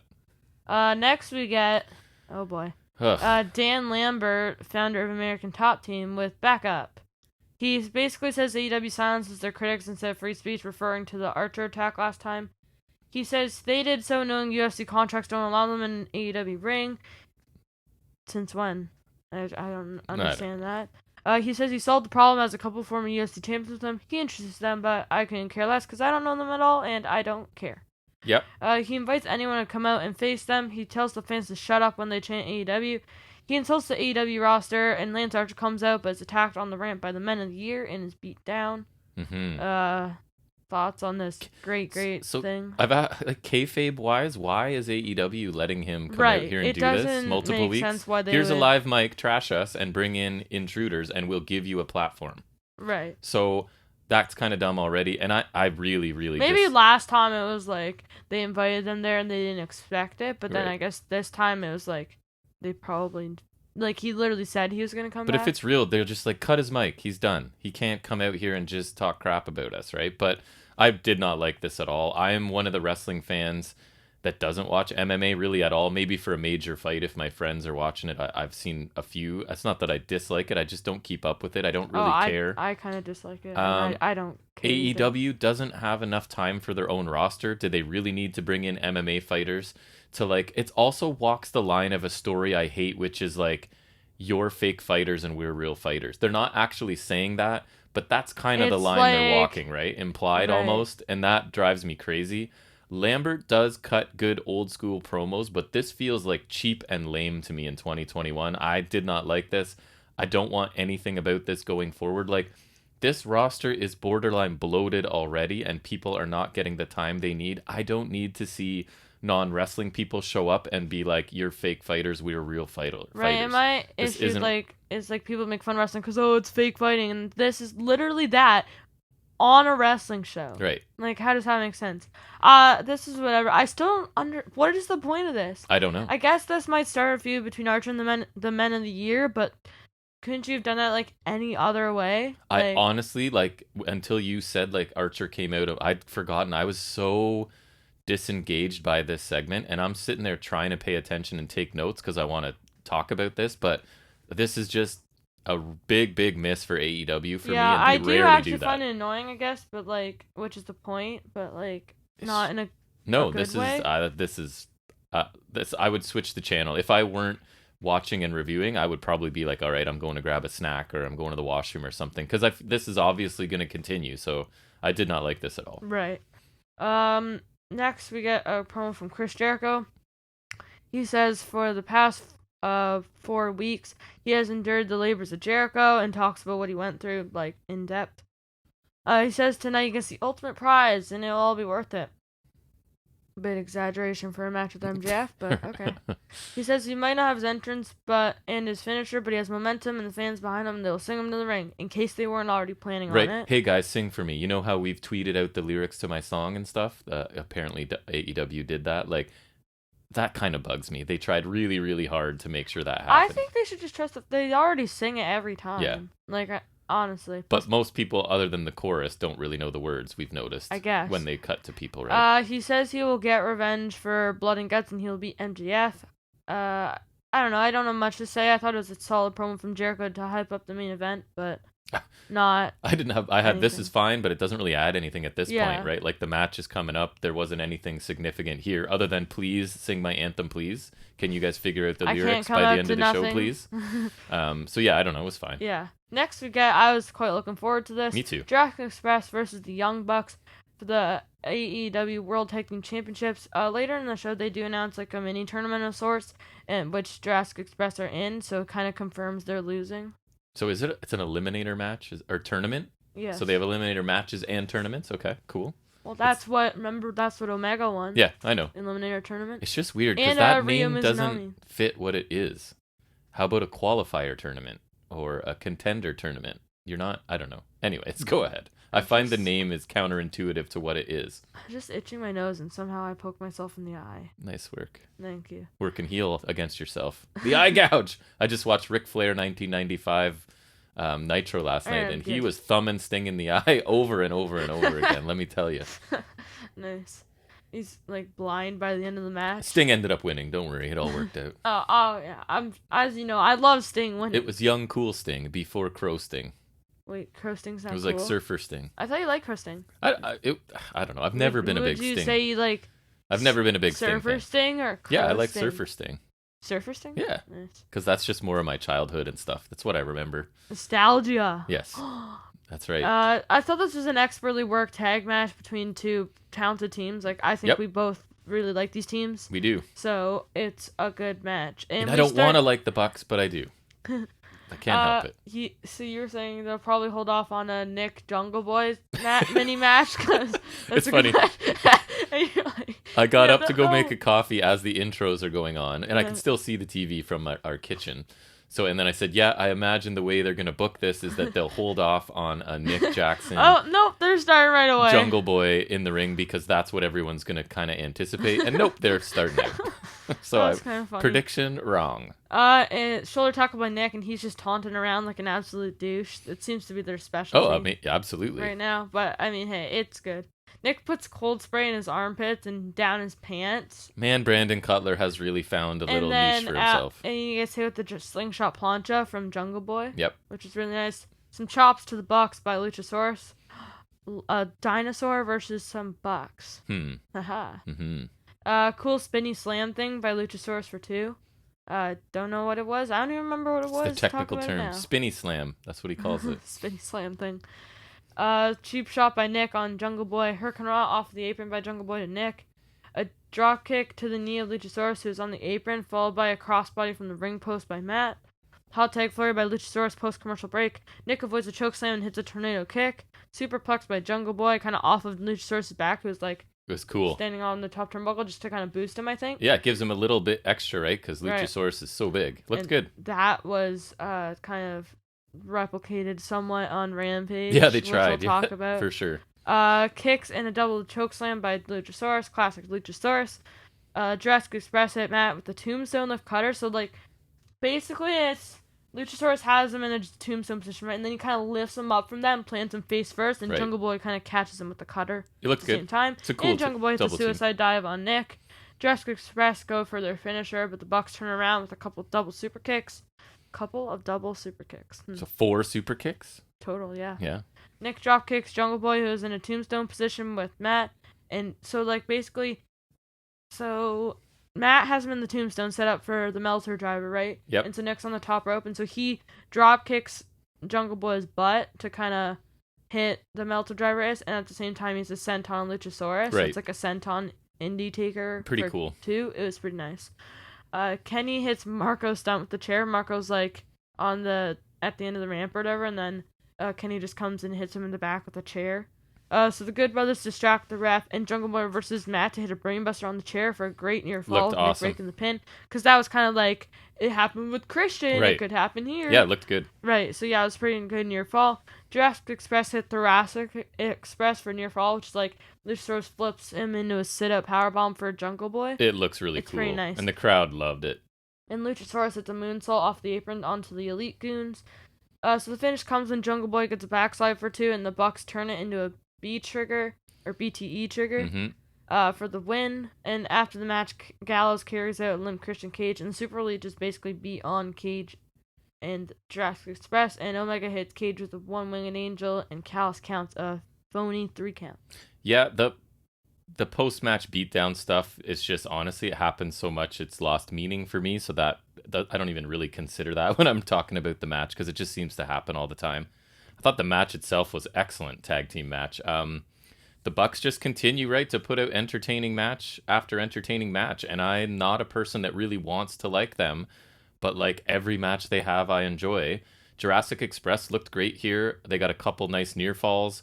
The distractions and run-ins and stuff weren't my favorite. The aftermath was pretty standard, but the match itself was a lot of fun. And one of the things I really like about Jurassic Express is that, like, each member of that team has a pretty sweet hot tag, right? So it doesn't matter which of them is getting like isolated by the opponents. The other guy's going to come in and either Jungle Boy's going to fly around and run like crazy, or Luchasaurus going to kick everyone's head off. So I thought this was a really good tag team match. Enjoyed it a lot.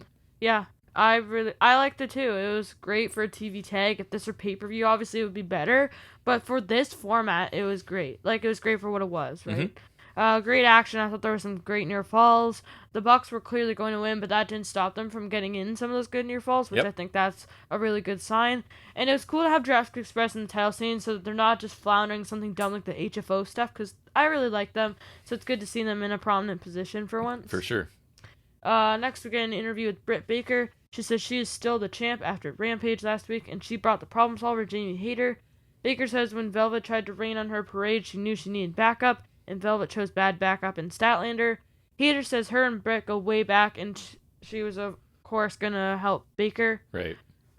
She challenges Velvet to a match next week. Baker says red is her color, and Velvet was wrong, and gold is not Velvet's color. She says they will have fun next week, and she signs off with ADMD. Yeah, it feels like they're obviously quickly trying to explain this new partnership by just going like, me and Britt Baker go way back, and that's it. Please don't ask any questions. Maybe that's true. It could be. I don't know. I think they said she was on AEW 2 years ago, which would have been like the first few pay-per-views-ish. But it bugs me a little that they expect me to know that. Just explain that. Like, take another sentence and say that, right? But anyways, I thought that last week. I thought everyone involved here did a pretty good job. The reference to Red Velvet not looking good in gold was kind of funny, I thought. And for I feel like it's my first time hearing Hayter cut a promo. I thought she was pretty good. That's what I was saying. Like, she sounded fine for the first time I'm hearing her, I thought so too. And I'm hoping she's decent next week. And I just hope Rebel still finds room to get her stuff in, because she's been awesome. So now that there's another member of the group, I hope she doesn't kind of like fly under the radar. Yeah, because it's not like she does a ton now. But she has something to offer in that absolutely. role, right? I think she's great. I hope that just doesn't go like kind of MIA, I guess. Me too. But I thought Hayter was pretty good here in her promo. Yeah, I thought Baker's promo was good, and Hayter sounded good for the first time I'm hearing her, I think.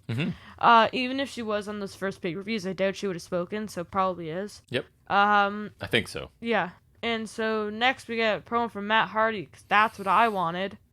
He basically just talks about how best friends think he's picking on Yuta. He kicked Yuta's ass in the tag match last week, and Yuta challenged him again. He'll be any one of them. And Yuta gets to speak as well. He says Hardy says he kicked his ass and he will do it again. And he says we'll see about that. I thought this was fine, but I really don't care. It's just too much in-ring Matt Hardy for me. I just make room for other people. He's not even doing the broken stuff, that's what I was looking forward to. And I guess he said like that was because no fans, but yeah, I don't think he'll go back to it, to be honest. Here. But this hit like the HFO just feels like a faction of leftover parts, and they get a lot of time on TV still. Which and I don't makes me sad that TH2 is one of them. I don't quite understand, so I don't know. This is fine, but I don't need to see Matt Hardy wrestle anymore, to be honest. Yeah, me neither, honestly. Especially when there's so much talent, again, on this roster that I do want to see. He's probably doing less for me than Jericho, I would say. Jericho's catching him quickly for me. Yeah. I feel like every match I see Jericho, he's more limited. I feel like it was like his matches were decent, like towards the beginning of AEW, and I feel like then like they slowly deteriorated, but not as much as they are now. And but then I feel like he made up for it in his character work, and like yes, when he was heel commentator, he was making up for it, right? Like he was in these other roles making up for it, and then I feel like the babyface run is just like. I find his commentary less interesting. I find his promos less interesting. Like I agree. My default setting is heels are better, so right, it's not surprising. So then I'm just finding like he has less and less to offer. Yep. Next we get Paul White. I'm gonna take a breath here. I'm just gonna calm myself down. Go ahead. Tell me what happens with Paul White. Is his retirement speech? Is that what it is? I wish. If only. Okay, I can do this. Yep. Okay, so he panders to the crowd and says it was amazing to get back in the ring and chokeslam solo. I find that offensive. How dare you? He says he's excited to share an announcement. Oh, I'm not excited. Mm-hmm. I got spoiled on this and I was still mad when they announced it. QT Marshall and the factory interrupt. QT says, Houston, we have a problem. Mm-hmm. Get it? Yeah, hilarious. Houston. He's the best. QT says they just wanted to stop White from saying something he can't follow through on. He says in AEW they don't promise fans things they can't deliver on. Ooh. If that's true, then what happened at Revolution? Right. The deathmatch? Yes. Explosions. Although they did deliver on Punk, so... Mm-hmm. I mean, they kind of had to. QT says there's a reason Tony Khan hired White as an announcer, not a wrestler. White says he has no idea what QT's talking about, kind of like, he never said I couldn't wrestle. Ooh. Like, ugh. QT says he was hoping he wouldn't have to do this, but he has to. QT shows a photo of devices in White's hip and then stitches on his hip. It's really gross. Like, why am I seeing this? QT says the fact that White did what he did last week and is still standing is a miracle. I'll say. Actually, no. It's an atrocity. This is exactly why White shouldn't be wrestling. I said, like, they're literally giving you photo evidence of why he shouldn't be wrestling. And his birth certificate is also evidence, I would suggest, but that's just me. But they didn't show that at least. No, they did not. But that's pretty good evidence, too, not gonna lie. Yeah. White says that won't limit him if he wants to do something to QT and he knows nothing. Okay, then do your running spear. Do it. You won't. White says he and QT have a match at All Out. Oh my god, that's... Please. Would you like to go first, or shall I? It doesn't matter. Go ahead if you're on a roll. I'll catch my breath. Okay. Well, this was lame, and I wrote that in all caps. The promo work was meh at best. I did not like this segment. However, it was boring and completely pointless. White should not be wrestling. They literally gave photo evidence of why he shouldn't, and they could show his birth certificate, like you said, for more evidence. He has had a bunch of hip operations or whatever, and he's old. This is not why I watch AEW. I'm watching for the Omegas and Hangmans and Moxleys of the world and all the future stars they're building in AEW. Not washed up past stars looking for one last hurrah like Cage, Sting, Paul White, even Jericho's getting to that point. And hell, Matt Hardy too. Throw him in there. White versus Marshall is not at all a pay-per-view worthy match, and Paul White should not be wrestling in 2021, let alone in AEW of all places. His WWE appearances last year were different, 'cause, that's WWE. He's got history there, and they only bring him back for that's different for me, because I almost expect it from them, and it almost not makes sense, but just not even fits, but just it. It's what they do. It's what they do. It's on brand. It's on brand. That's exactly it. Mm-hmm. This was lame, and I can't wait for the match at All Out. Sense sarcasm. Oh my goodness. I didn't make any notes on this. Just my reaction was basically my first line is, how can a company that's so smart make this decision? I'm borderline insulted by the making of this match. I'm shocked because multiple people in the company had to sign off that this was a good idea. I found this almost as bad as the things trying to be fair that I complain about on WWE main roster programming. This was far too long, first of all. The crowd seemed to at times be getting kind of noticeably bored, and it was kind of sapping their energy. They were trying, and they were trying to get into some chants and stuff, but you could see the energy was waning from what had come before this. I'm surprised people like him so much, because remember there's please retire stuff. I can't think off the top of my head of a bigger miss for me by AEW. Maybe there has been, but I couldn't stand this. I mean, the only thing that's saving me from getting super angry is I'm sure this will be a 3-minute, 5-minute match that's over really quick, dominant win. I even have my doubts about that. I don't want QT Marshall. I want that experiment over. I don't want Paul White wrestling for sure. I don't even care if he's here at all. So really disappointed by this. There's a couple segments on this show that I really couldn't stand, and this is one of them.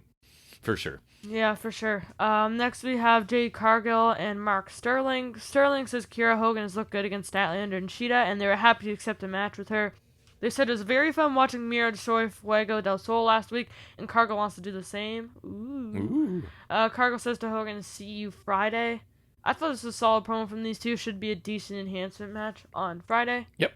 I'm looking forward to the match, and we've been sort of saying on this show that Cargill needs to get back in the ring, first of all, and against a quality opponent, and this, in my opinion, is both. And I actually kind of like her wrestling on Rampage, because this squash match stuff, I don't think it belongs on Dynamite until she gets in an actual feud, something like the Red Velvet thing, minus Shaq.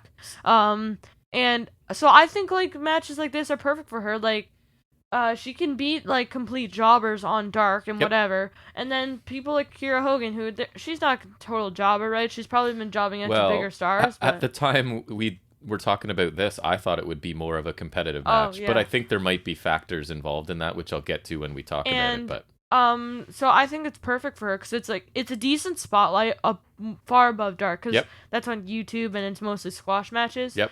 But it's not quite Dynamite because I don't think that belongs on Dynamite. So I think it's a good spot for her for the time being. And I liked her comparison of sort of herself to Miro because I think she could do something similar to that at some point once her in-ring is a lot better because she can just she's just a physical presence like Miro, right? And she's intimidating, so she could do something I'd like similar. To see her in an actual feud to further show off her she'll get there. Her skills in general rather than just making her look good. And I'm glad to see Kiera Hogan getting some attention. She's improved a ton over the years and she needs a contract somewhere. She's really good. So I don't know if she's contracted by All Elite, but she should be. She's awesome. Not at the moment. I quite enjoy her.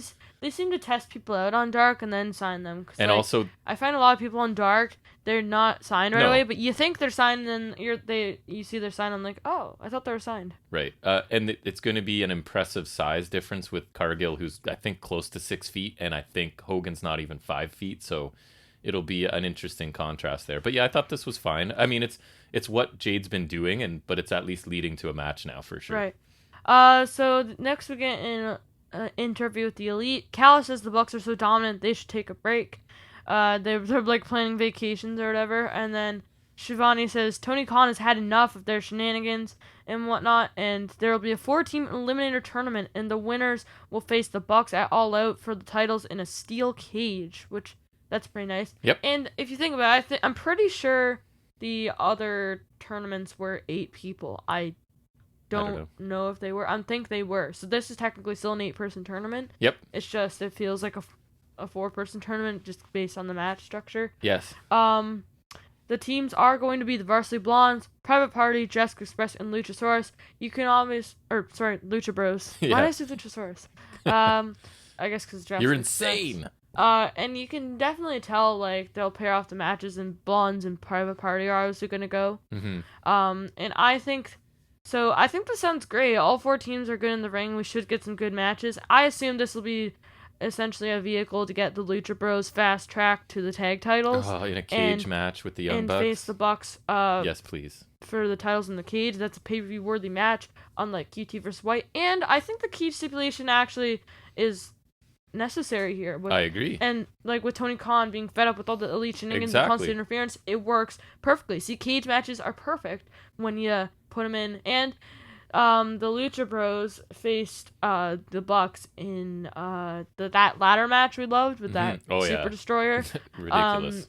At All Out, at the first All Out. So I think it'd be really cool 2 years later where they're in a cage. Yeah, I think this cage stipulation is awesome because it doesn't even matter who the opponents are, because a lot of times it's because it's like the culmination of a lengthy feud, blah blah blah, but this is just, we don't even know who the opponent is. We just know these cheating heels, we just want to give them a fair chance, constantly have run-ins and cheating, so we, regardless of who even it is, we need the cage. So I thought that's awesome. You know what they should do is they should make this cage either super duper tall or make it with a roof, so then they literally can't get in, because they could just climb over, technically. Yeah, I mean, they might still find a way, right, to put in weapons or something. It's technically, I guess it's like a way to kind of, I don't know, halt the interference, or make it in theory, at least more difficult. Yep. So I love whether this. Whether prevents them or not. I love this tag team division, and I love tournaments, so I'm obviously in for this. The cage it's a very stick small makes sense. tournament, but it's something. And then I ask you, how does the same company that gives me this tournament with this final match also give me a QT Paul White match? It makes no sense.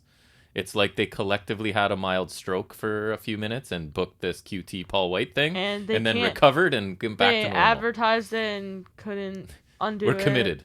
Where Paul signed the contract and now he wants his match. Anyways, I like this idea. I'm excited for the tournament matches. So next we get Team Taz. Taz introduces himself and Hook, and then Starks, who gets an entrance. Hook, who's still not speaking, which is key. He's my favorite. Why are you so obsessed with that? I think it's hilarious that he's in every segment and he never says a word. And they don't even really acknowledge it or talk about it. He's just a mute. Starks says he is for the world, and that's what's going to be. And I'm like, yeah, that's what FTW is. Like, it's definitely not something else. No. Stark says he wants to talk to Cage, and the Tron cuts to Cage fighting Hobbs. Starks and Team Taz go backstage. I really don't know what the point was, because That's hilarious. Can't tell, and this did not need to be, because it was so short. It was basically nothing. That's hilarious, because we didn't talk about this at all. My only note is this seemed rushed, and I'm not sure what the point was to it. Because, like, it was so short. There was, like, literally no substance to it. I agree, so I don't even know what to say. It was there, and it happened. That's probably the best description. Next, again, interview with Death Triangle. Pac says he said anywhere, anytime, and he says All Out is perfect. He says it's perfect to be in Chicago at All Out, where he beat Omega in 2 weeks' notice. Pac says he's glad Andrade grew some balls and bollocks. Bollocks, that's right. He says Andrade stands no chance. Andrade says Pac needs to agree his conditions for the match, which is like this giant book now. Yes. Which is kind of funny. And Chavo wishes the Lucha Bros good luck, but they'll never be champions working for Pac. Yeah, I thought Pac was speaking the truth for a lot of this, right? He was going through some facts about things he's done, and I think he was awesome. I love his bastard character. And again, if you had told me that this Neville, when I first saw him, was going to be a believable heel character, I would have been like, okay, or even anti-hero at the whatever moment. It is, yeah.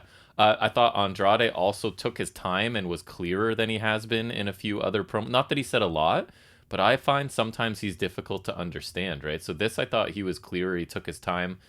The list of conditions for me was where they lost me. They went into like cartoon territory by having it being like 6 inches thick. I think if it could have just been a few sheets of paper, that would have been funny. But they went for like WWE, like cartoonish humor, like it's thicker than the Bible sort of thing. So I thought, I mean, I get what they were going for. I just think they went too far with that. But I can't wait for this match. This is basically a dream match for me. Yeah, I like the promo from Pac. With Pac set to face Andrade, and I assume Lucha Bros will emerge victorious in the tournament. That triangle looking really good heading into All Out, and that'll be a couple of matches I'm really looking forward to. Oh yeah, big time. I agree. Next we get Thunder Rosa versus Penelope Ford in a decent and short competitive match. Decent, okay. It was okay. Yeah. Cornerback elbow by Rosa. Dropkick by Rosa with Ford on the apron. Ford sends Rosa into the ring post and falls off with a pretty nice cutter on the outside. So I thought that was a good sequence. About the highlight for Ford, I thought. Slingshot corner double knees by Rosa. Kind of like Jeff Hardy's kind of like go up into the dropkick, except it's like into those double knees that Andrade does. Mm-hmm. Running basement dropkick by Rosa, followed by butterfly suplex for 2.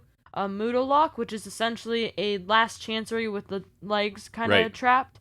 By Ford, but Rosa's able to get out and locks in a half crab. A Death Valley driver by Rosa for 2, which looked way better than her finisher.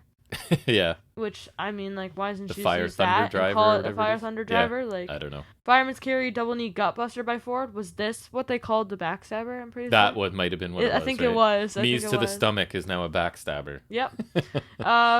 Rosa counters out of the Muda lock again and gets a leg trap choke submission for the win. It was a cool counter, right? She just kind of rolled over and applied a choke. Yeah, I thought this was a fine kind of enhancement match for TV. It wasn't great, but it wasn't bad, and I don't think it had to be great because it was kind of an enhancement match. Yeah. It was just kind of there. I thought Rosa's Death Valley driver was way better than her finisher because it's one of those ones where she kind of jumps and they land kind of high. And I liked her winning with something else. The submission she used was fine, but at least it was something other than that driver I really don't like. I like the finish because it's almost like she was still in Penelope's finisher or whatever. And, like, she just kind of... It was like a kind of desperation counter. Yeah, it looked almost. good. I thought it looked good. I didn't love the match, if I'm being honest. It seemed a little bit clunky and out of sync at first, especially. I've seen them both have better matches. Well, the Ford got a pretty nice backstabber. Yeah, that's true. I think I love Thunder Rosa. She's grown on us a ton, but to get to the next level, right, she needs to be able to pull matches out of anybody, and I don't think she did it here, but I think she'll eventually be that good. And I think she should be given another somewhat meaningful program with someone other than Britt Baker, because Britt Baker can make anything good. Interesting possible fact. I mean, it could be just a rumor. You know how we were like, when Ford came out, we're like, she's in like skin tight leather pants and like a lace tight. Did she not have ring gear? She did not have ring gear. Apparently so good. Honestly, amazing for her to just be like, whatever, I'll just wrestle. And so what I heard was that her luggage did not arrive, so she had to wrestle in what she wore to the... I was gonna say, because that looked like really odd. It didn't look like it looked like her promo attire. And maybe that affected things. I don't know. So that but was I think not... she did good enough if that's like if she just had to wrestle in that. And good for her for battling through it too, and being like, fine, I'll just wrestle in what I wore today. Which is funny that that's her street clothes. But anyways, so I didn't love the match. Or I think that might be for the gimmick, I guess. Or no, because she wouldn't have. She would have been wearing that like on the flight or whatever. I don't know. Anyways, apparently like, it was I guess not, underneath maybe. Was not her ring gear. But I didn't love the match. That is, but anyways, I guess, kind of amusing if that's what she wears. Next we get Brock and Arn Anderson. My notes: Arn and Son with Tony. Because I don't even care to know the guy's name at Brock. this point. But anyway, sure. Malachi Black's previous attacks on Arn and Cody are shown. Arn says in AEW things happen fast and talks about Black's attack. Well, when you move slow, everything moves fast. Yes. Ha ha ha. Because he's old. Arn says Brock has a match against Black next week. At least he doesn't wrestle, though. Because he's old, so at far. least he doesn't wrestle. So far. You don't think this isn't leading to an Aleister Black Arn Brock on a pole match? Or something? I don't know. Better not, but... Brock in a shark cage? Yeah, something like that.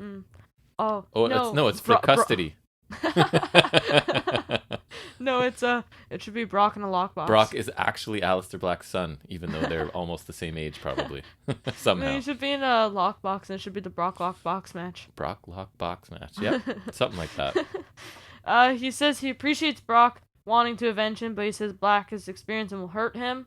No, duh.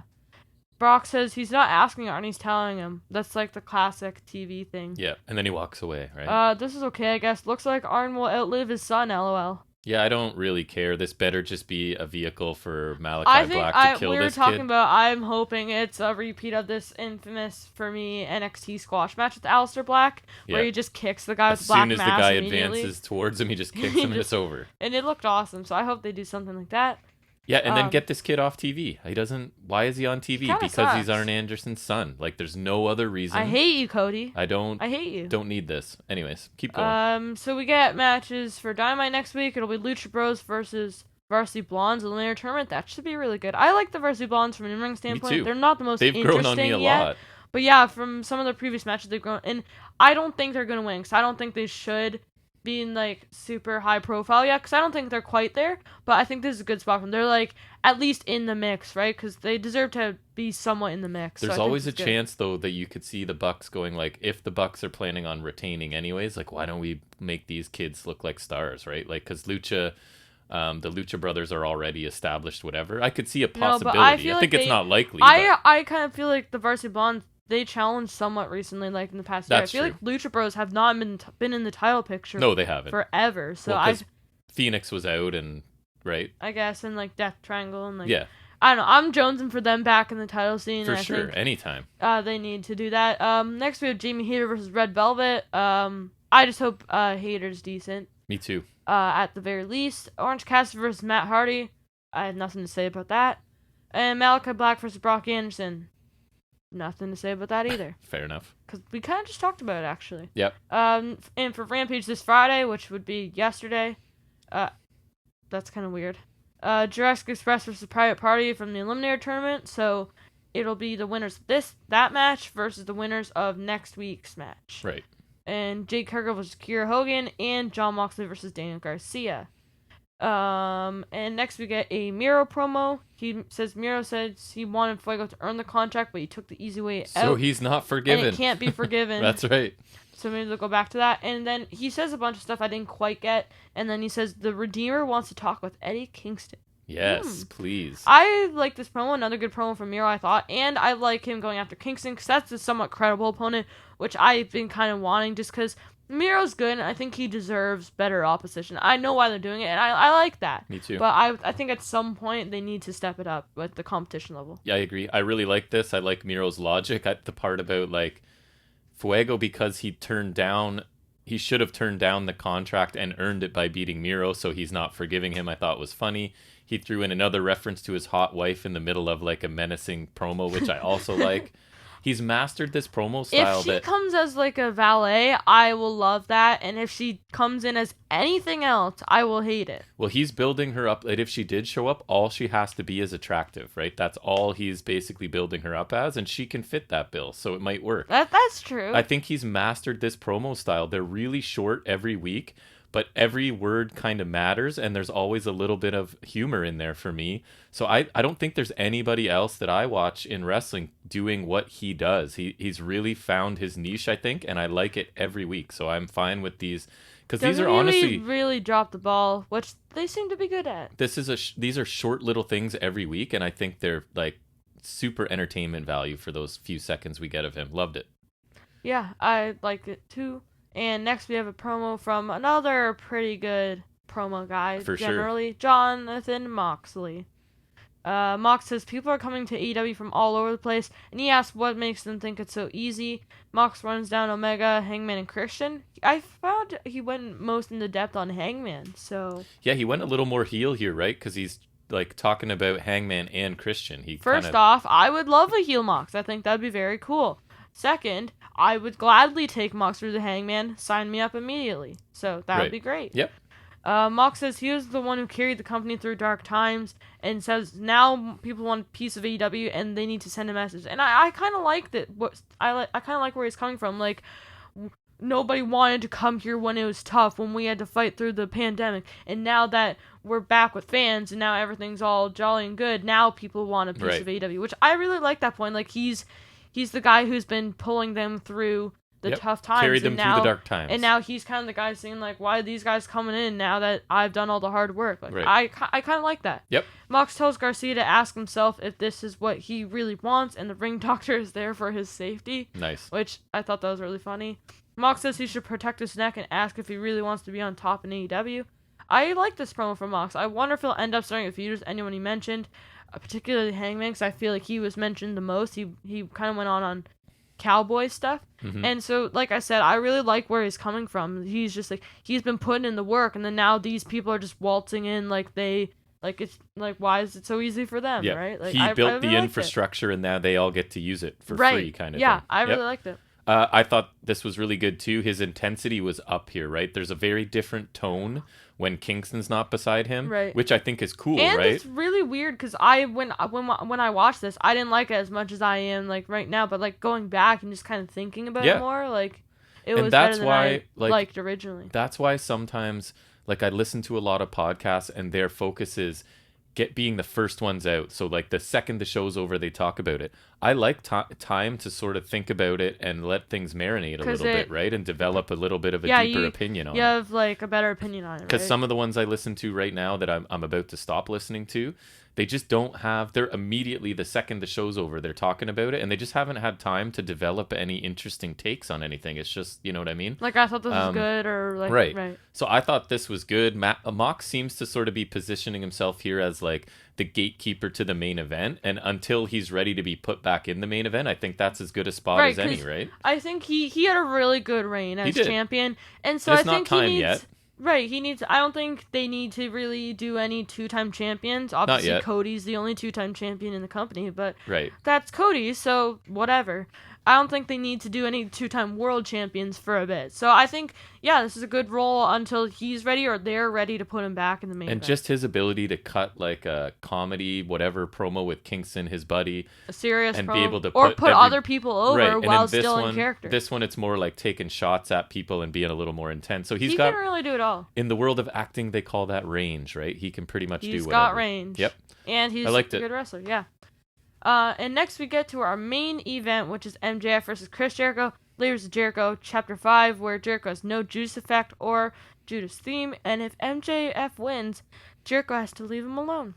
Yes, he does. The crowd sings Jericho's theme as expected and as heavily pushed. And even though they've been totally primed for it and prepared, it still was a cool moment. Like that, just that visual / audio. It reminds me cool. of when Ciampa returned to NXT and his theme was essentially people booing him. Yes. I mean, really this funny. was super contrived, which bothers me at some point, but in which the is moment, weird, because I feel like cool. they could have done it without it being super contrived. It would have been... I just don't think they wanted to take that chance, right? Because as soon as... I understand that. As soon as MJF is like, you don't get your theme, that's the whole point. Is like, man, they're all going to sing it. It's going to be cool. And it was. It was a cool moment. It was still cool. Not as cool as Rampage, though. So this is a pretty basic match with nothing super breathtaking. The stipulation did come into play, but that doesn't necessarily mean it's bad. We'll talk about it after I go over some of the notables. Jericho goes for walls of Jericho, but MJF avoids it and escapes the ring. A springboard dropkick by Jericho, followed by a slingshot planche to the outside. That springboard dropkick is kind of stable of his moveset, where his opponent is standing on the apron. It is. Yep. MJF takes a camera and films himself flipping off the fans. This is really funny. Yeah, I thought that was funny. And then Jericho got up and he flips Jericho, so he punches MJF with the camera, and then he flips him off as he's lying down with the camera. He actually leaves like a fist print on the lens of the camera, which was pretty funny. It was pretty funny. Yeah. Jericho goes to hit MJF with the camera, but MJF rolls in the ring, and MJF starts attacking Jericho's injured arm, which they've made a very big talking point since Blood and Guts. Which I like, because MJF's the one that did the damage to the arm in the first place, right? Yep. So he killed his arm, and now he keeps going back to it, so that makes sense. Shoulder tackles by Jericho, followed by a big, epic diving axe handle. MJF arm wrenches Jericho into the corner. He kind of like flips over into the corner, which I thought that looked pretty nice. Yep. MJF hits a double foot stomp to Jericho's injured arm. Lion salt by Jericho for 2. He did hit it. He did. That one looked good. Yep. Yep. Corner clothesline shots by Jericho with the crowd counting. Crowd kind of like Roman Reigns used to do. Remember? Yes. He had a couple crowd count spots right in a row crowd here. Count punches with MJF sitting on the top turnbuckle, and then the Frankensteiner by Jericho for 2, which I don't love the punches, but I don't mind it as a sequence as with the ending with the Frankensteiner. Yeah, that's at least some sort of move. Something right? he can still do that looks cool, yeah. Yeah. After the kick out, MJF transitions pretty nicely and assaults the earth. Jericho locks in the walls of Jericho, but MJF gets out quickly. I really don't like them calling that the Lion Tamer. It's not the Lion Tamer. If you're gonna call it the Lion Tamer, do the damn Lion Tamer. Exactly. Which is strike better. exchange. Then MJF hits a heat seeker, which is like so Jericho's in between the middle and top ropes, and so it's essentially a pendulum pile driver in the ropes. Looks cool. Like MJF will have him in between his legs in the pile driver position. He'll jump up and then kind of spike him with the pile driver. It looks impactful. I really like the move, and I like that it has a name for it. And that gets MJF a 2 count. Super hold applied by Jericho, but MJF's able to get out with a sneaky mule kick low blow. MJF locks in the walls of Jericho on Jericho, but Jericho's able to get the rope break. MJF tries to put his ring on, but gets caught, and Jericho hits a bat shot behind the ref's back. Great babyface. Jericho wants to hit a Judas effect, but can't, despite the ref being distracted. That was a little bit of a thing that bugged me, right? The ref is not looking. Right, and MJF hits one of his own. MJF falls by locking in the salty earth, which eventually gets him the submission victory, surprisingly. Bye-bye, Inner Circle. Yeah. Yeah. Go ahead. You've been giving your opinions first. So this was a fine main event. It was a very basic match, which I think you even mentioned. We kind of agreed on that. Which is kind of Jericho's thing now. It wasn't even a bad match, but it was just like kind of standard for the most part. It was decent. Yeah, it's kind of old school. What you expect, right? Nothing super insane in this match, but it was good enough. Kind of underwhelming for the last match in this journey. But I am happy kind of that MJF won, because that means this is over. I agree. This is all over. Yep. I thought it was a basic in-ring. But again, like, it's kind of old school because it's relying more on the backstory between these two guys, the character work by both of these guys, and then the hot crowd, and right? The injury targeting as well. There was some entertainment here, but it definitely wasn't because there was amazing stuff happening wrestling-wise. I don't think it was bad. The crowd helped a lot. Yeah, but it does feel a little out of place in this company that's putting on matches like the tag match we got. That's my next line, is literally that this isn't up to the standards of some of the stronger Dynamite main events, and it's the end of the Inner Circle. If it were me, I'd be not the end of the circle, but the end of this feud. I thought Inner Circle had to die after this. No, it's Jericho has to leave him alone. Oh, that's it? Yeah. Oh, I thought this was Death of Inner Circle. I thought that was the stip, was if you can beat me, then your things. Anyways, I would still be, hopefully they're transitioning Jericho to like commentary or management role. His in-ring stuff is not up to snuff, and he's one of my favorites ever, so I don't love saying that, but he's definitely slowed down, and I think as a more managerial sort of mouthpiece thing is the way to go for him. Even then, he needs to turn heel and start cutting promos. Yeah. Then I'll enjoy that. Yeah, or do some commentary. I feel like the heel style probably benefits his basic in-ring offense nowadays. Like, I feel like that's probably going to be better for him. That's funny, because I totally thought Inner Circle had to disband now. I don't know where I decided that was part of the stipulation, but in my mind it was. I think you just wanted it too much. Maybe. Overall thoughts? You want to go? Sure. I really, really liked almost the entire first hour, like pretty much everything in it, but then really disliked a few segments after that, which makes this kind of tough. So I love the opener, including 2.0's attack on Mox and Kingston before. Really liked Spears Guevara match. Really liked the Jurassic Express Bucks match. So I thought 3 really entertaining match. Things dropped off with just an okay women's match with Ford and Thunder Rosa, and a decent but like nothing amazing in-ring main event. Segment-wise, Spears' segment was quickly mocking Sammy Guevara was funny. Mox promo was strong. Cargill's was kind of her standard thing. The Lambert MMA segment was painful. I don't want it. I liked Callis and Christian's segment. Hayter and Baker's segment was good. Matt Hardy I don't really care much about, and the QT Paul White stuff is some of my least favorite AEW creative ever, possibly at this point.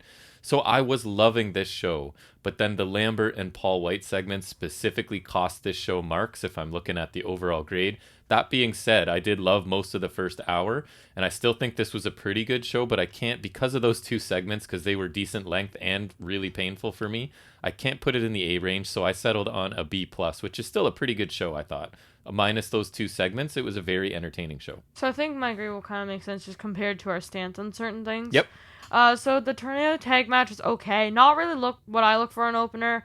And I also I don't dislike them, but I don't love 2.0 as much as you do. So yes, that also probably is a difference. And I don't know, even if this is a decent use of him, I really don't need an old Sting on my TV screen. Like I know. I didn't mind it. You're very ageist. This is not why I watch AEW. If me either. In WWE, but that's why I was pleasantly surprised, because I don't watch it for that, but it was entertaining. It's such a different, like, in WWE, it would be so par for the course, with literally Goldberg about to wrestle tonight. Mm-hmm. But it just feels so wrong in AEW, and I can't accept it. You didn't like it. Just keep going. So I thought Spears' promo was pretty good, and I really liked the Spears Guevara match as the TV match. Me too. Might have actually been my favorite match of the show. I'm not like. I would have to consider it for sure. I almost liked it better. I at least liked it as much as the tag match. That's fair. At the very least. It was good. Both were Cage good. and Callis interaction was whatever. And I liked Dante Martin's promo to follow up on his great performance last week. I don't care about Dan Lambert, and that served little purpose for me. Jericho's promo was decent, and the tag title match was another great TV match, and I think these 2 teams can definitely have a better match with more time and or a pay-per-view format. Baker's interview was fine. Hayter spoke well for the first time hearing her. Hardy's promo, I don't care about him or HFO. The Paul White stuff was boring and dumb, and this is just stupid. Why is this happening? Boring, dumb, and stupid. There we go. Jack is going deep into the analysis here. I just don't understand why that's here. Cargill and Sterling had another good promo. The Elite segment was fine, but basically to announce that mini tournament, which I'm quite interested in. Mm-hmm. And I think it'll be a way to fast track the Lucha Bros to tag titles, which is great because they're probably my favorite tag team in the company because Penta is awesome. And Phoenix is there, too. The Team Taz segment was basically nothing, and the Death Triangle interview was good. Roses vs. 4 was an okay enhancement match, where the result was never in doubt. Brock and Arn Anderson's interview was meh, and I don't really care. I think we obviously know the result next week. Miro had another solid promo, I thought, and Eddie Kingston will be a good, credible challenger for him, and it should be a decent match, because I think Kingston's pretty good.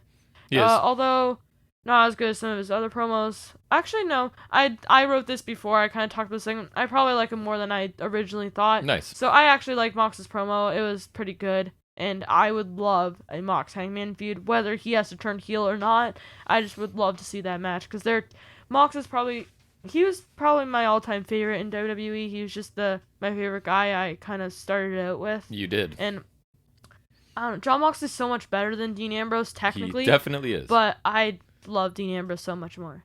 Like, I don't know. And Hangman's probably one of my favorites besides Mox currently in AEW, so I think that'd be a great match. Mm-hmm. The main event was good enough. No crazy spots or anything. The offense was pretty basic throughout. Not that it was bad, but kind of par for the course. MJF's win means a definite end to this feud, which means both can move on to other things, mainly MJF when I say that. Right. There was some stuff I liked and some stuff I really didn't like, so overall an average show. I'm slightly under you with a B show for me. That makes sense, because you did not like one match that I liked, so that would account for the lower grade. Yep. Makes total sense. But pretty average show. But there's good stuff and bad stuff. So fair. Yeah, there was. It evens out. Yep. All right, so that's going to take us into our next segment where we talk about some other wrestling stuff we normally talk about, and we like to call that any other wrestling business.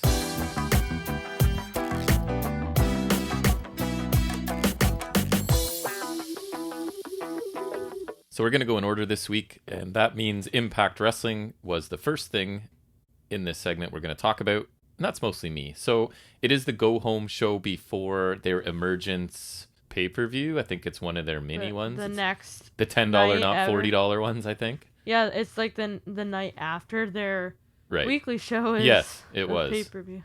So the show starts with a recap of Christian Cage defeating Kenny Omega for the Impact Championship on the debut episode of Rampage the week before. It includes a soundbite from Christian's promo where he talks about his history in Impact running deep, that he accomplished the goal of bringing the Impact Championship back to the fans at Impact despite him not being a member of the Impact roster. So I found that a bit like, I'm the guy bringing it back to you, Impact. Well, you're working for the same company as the other guy was. So you literally won on their show. How are you bringing it back? But anyways, I get what he's trying to say here. I'm a babyface, guys, and I was here before, is basically what he's saying. We then cut to Josh Matthews and Gia Miller in the ring, which is a bit of a change. And Josh talks about AEW Rampage and Christian being the new champion again. So Gia recaps Christian winning for the third time in the first 3 minutes of this show before telling us that Christian will be on Impact tonight. Morrissey interrupts. He and Eddie are sort of fighting their way down the ramp towards the ring. Stryker then takes over as commentary kick in and remind us for the fourth time in the opening 5 minutes that Christian is the new champion. So just the sheer amount of they really attention want you to know. They're giving AEW is kind of odd to me, right? Because still, this is not their company that they're hyping up here. Anyways, Edwards and Morrissey continue to brawl. I don't know if this is actually a match or not. Stryker's sort of running down what's going to happen on this show as these guys are brawling. We get a boot and a corner splash by Morrissey, but Sami Callihan runs in, attacks Morrissey with the bat, and he is set up to powerbomb. As Morrissey set up to powerbomb Eddie Edwards. Eddie then moments later, as this continues, uses the bat to save Sami from a chokeslam. Eddie and Sami are sort of left in the ring looking awkwardly at each other because remember, they have a bitter rivalry, lots of backstory there. Sami grabs the mic, says that he has a match and doesn't feel like waiting. He wants to start the show, and the opening theme and graphics play after that. So I thought sort of full marks for Impact for trying something different, a different way to start this show, and I do appreciate the effort.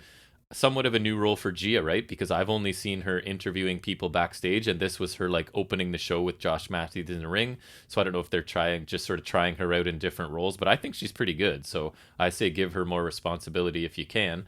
So the brawl interrupting things was fine as well. Just kind of a different way to start the show, which I liked. It kind of felt fresh. It got my attention a bit more than the usual start where it's just, here's what happened last week, and here we come into our first match, sort of. Right. Felt like we might be getting an alliance between Eddie Edwards and Sami Callihan. They have a deep history, as I said, of hating each other with, unfortunately, a real bad attack that kind of went wrong, right? Seems no company can resist the reluctant tag team partner thing, so I don't know if this is where they're going. But this is an episode, a lot of their energy is dedicated to presenting Sami Callihan as an anti-hero now, so we'll get more into that. So we started with Chris Sabin and Sami Callihan facing off against Ace Austin and Moose. So this is all 4 contenders for the number 1 contender match that's at Emergence being put into a tag match. Of course. So Sami is sort of continuing here to be presented as a babyface. And somehow the transition is more believable than I thought it would be, because he was such a despicable heel not long ago, and he's kind of they're actually going to straight up tell us in a little bit that he's an anti-hero, which kind of bugged me, but anyways, we'll get there. So Moose is in for Fulton, not officially, but because he's Ace Austin's tag team partner in this configuration, I think that's an upgrade on Fulton, right? So this is a bit more interesting for me. So Sami and Ace Austin start out showcasing some quickness. Sami hits a sudden Death Valley driver. Sabin and Sami then tag back and forth as each man thinks he can do better than the other one, kind of one-upping each other. Sabin slides through, pulls Moose off the apron, and gets caught.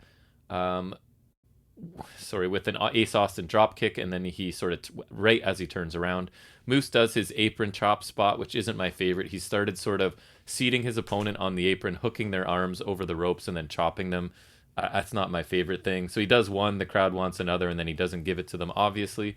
The ref is distracted. Fulton boots Sabin off the apron, as he just can't help himself from cheating. The heels then isolate Sabin in their corner for a bit of a stretch here. Sammy gets a hot tag, cleans house, before stomping Ace in the corner, as Stryker straight up calls, this is where it was, Sammy an anti-hero. So that bugs me, because to me, that's the same as commentary. There's zero subtlety there, right? Well, it's like the same as commentary going, he's really working babyface tonight, right? Or he's transitioning into a heel here, folks. Like, it's the same thing, right? You're announcing his, like, pretend status, which bugs me. Moose breaks up the thumbs up, thumbs down, which I think leads to the package pile driver from Sammy. But he stole it from Penta. Moose ends up taking a tornado DDT from Chris Sabin. Sammy hits a powerbomb to Austin for 2. Sabin tags himself in, hits the cradle shock for the win in just under 12 minutes here. The Wawa? Sorry? The what? The cradle shock. His, like, I can't really describe it to you, but it's his finishing move. He's been doing it for like 15 years or whatever. Sabin and Sammy have words after the match. Sammy hits him with a sudden pile driver as the crowd cheer and chant for Sammy. So again, it's this idea of he's an anti-hero. Right, he'll attack anyone without any notice. So I thought this was a solid tag team TV match for Impact. Some decent action, some tension created between Sabin and Sammy, and the Sammy anti-hero thing seems to be working. The small crowd are definitely on board for him just sort of attacking anyone. It's like the whole Steve Austin, he's going to stunner everybody he's in the ring with, right? And you know it's coming and you're still going to love it. To nitpick, the DDT that sort of took Moose out for a long time leading to the finish was a bit awkward, I think, but a solid match overall. We then get Stryker and D'Lo Brown preview Impact Emergence #1 contender match before running down tonight's card, telling us Christian's here, Melina makes her in-ring debut, Locker Room Talk is back with Tennille Dashwood as the guest, and Doc Gallows and Joe Doring is our Haas fight main event. So we then get a recap of the Good Brothers match against Jon Moxley and Nagata at New Japan Resurgence, which saw Moxley take a magic killer on the outside and Nagata take one in the ring for the loss before the Gorillas of Destiny showed up and the Good Brothers sort of retreated. Oh, yeah. So Anderson and Gallows talk about their win over Moxley and Nagata, saying beating up Jon Moxley is their favorite thing. Anderson asks God if they realize that they're about to start, what they're about to start by getting into the Good Brothers' faces. And Gallows talks about how Monsters Ball put Impact on the map, and now they have 2 monsters in Gallows and Doring. They say it's Violent by Design's fault that they're in a triple threat match at Emergence, but they will win regardless. So again, this is the more serious version of the Good Brothers, and when they stop hawking their merch and trying to be funny and just cut an actual wrestling promo, I thought this was fine. They do a much better job. It confirms what I've felt since the Good Brothers debuted on Impact. They use Impact for fun, like their own little personal playground, and then they get more serious when they deal with like AEW and New Japan, which I don't know how I feel about that, but that's how it seems to be for me, that this is just like their hobby and then they take it seriously when they go elsewhere.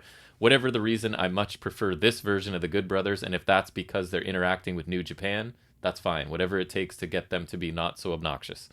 Sami Callihan then cuts a promo backstage with the camera pulled right in on his face, says that what just happened in the ring was fun. He and Sabin were best friends momentarily, but Sabin poked the lion, and after the bell rings at the end of the match, Sabin becomes fair game. So basically, again, implying that he'll honor his commitments in the ring and stuff, but as soon as the bell rings, you're at risk if you're around Sami Callihan. He says that he did what he promised to do in taking a piece out of Omega every week, and the world champion Christian is welcome. Eddie Edwards comes in, says that he didn't need Sammy's help, and they argue before Sammy walks off.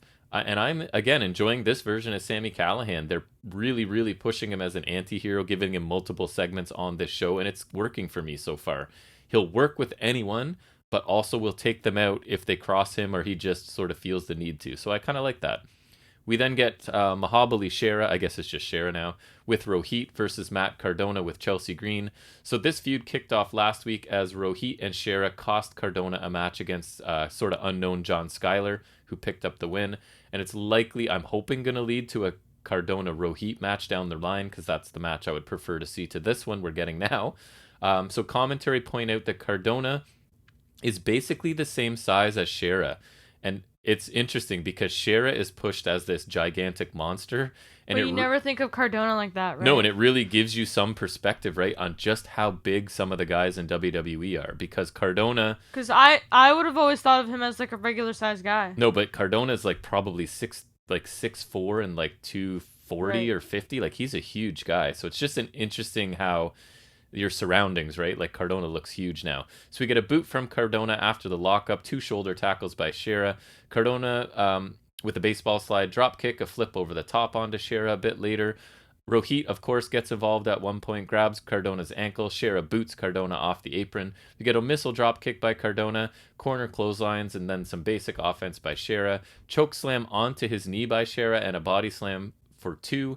Rohit gets on the apron again. Chelsea Green pulls him off and slaps him. In the ring, Cardona hits a double boot to a charging Shera and then hits radio silence off the second rope for the pin after about a 10-minute match.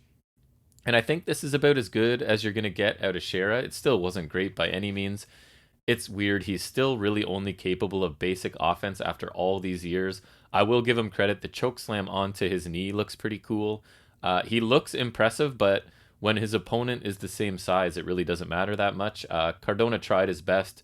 So did the crowd. But this was just okay, as Shera is just still really limited despite being a wrestler. Like your Shera. Despite being a professional wrestler for many, many years now.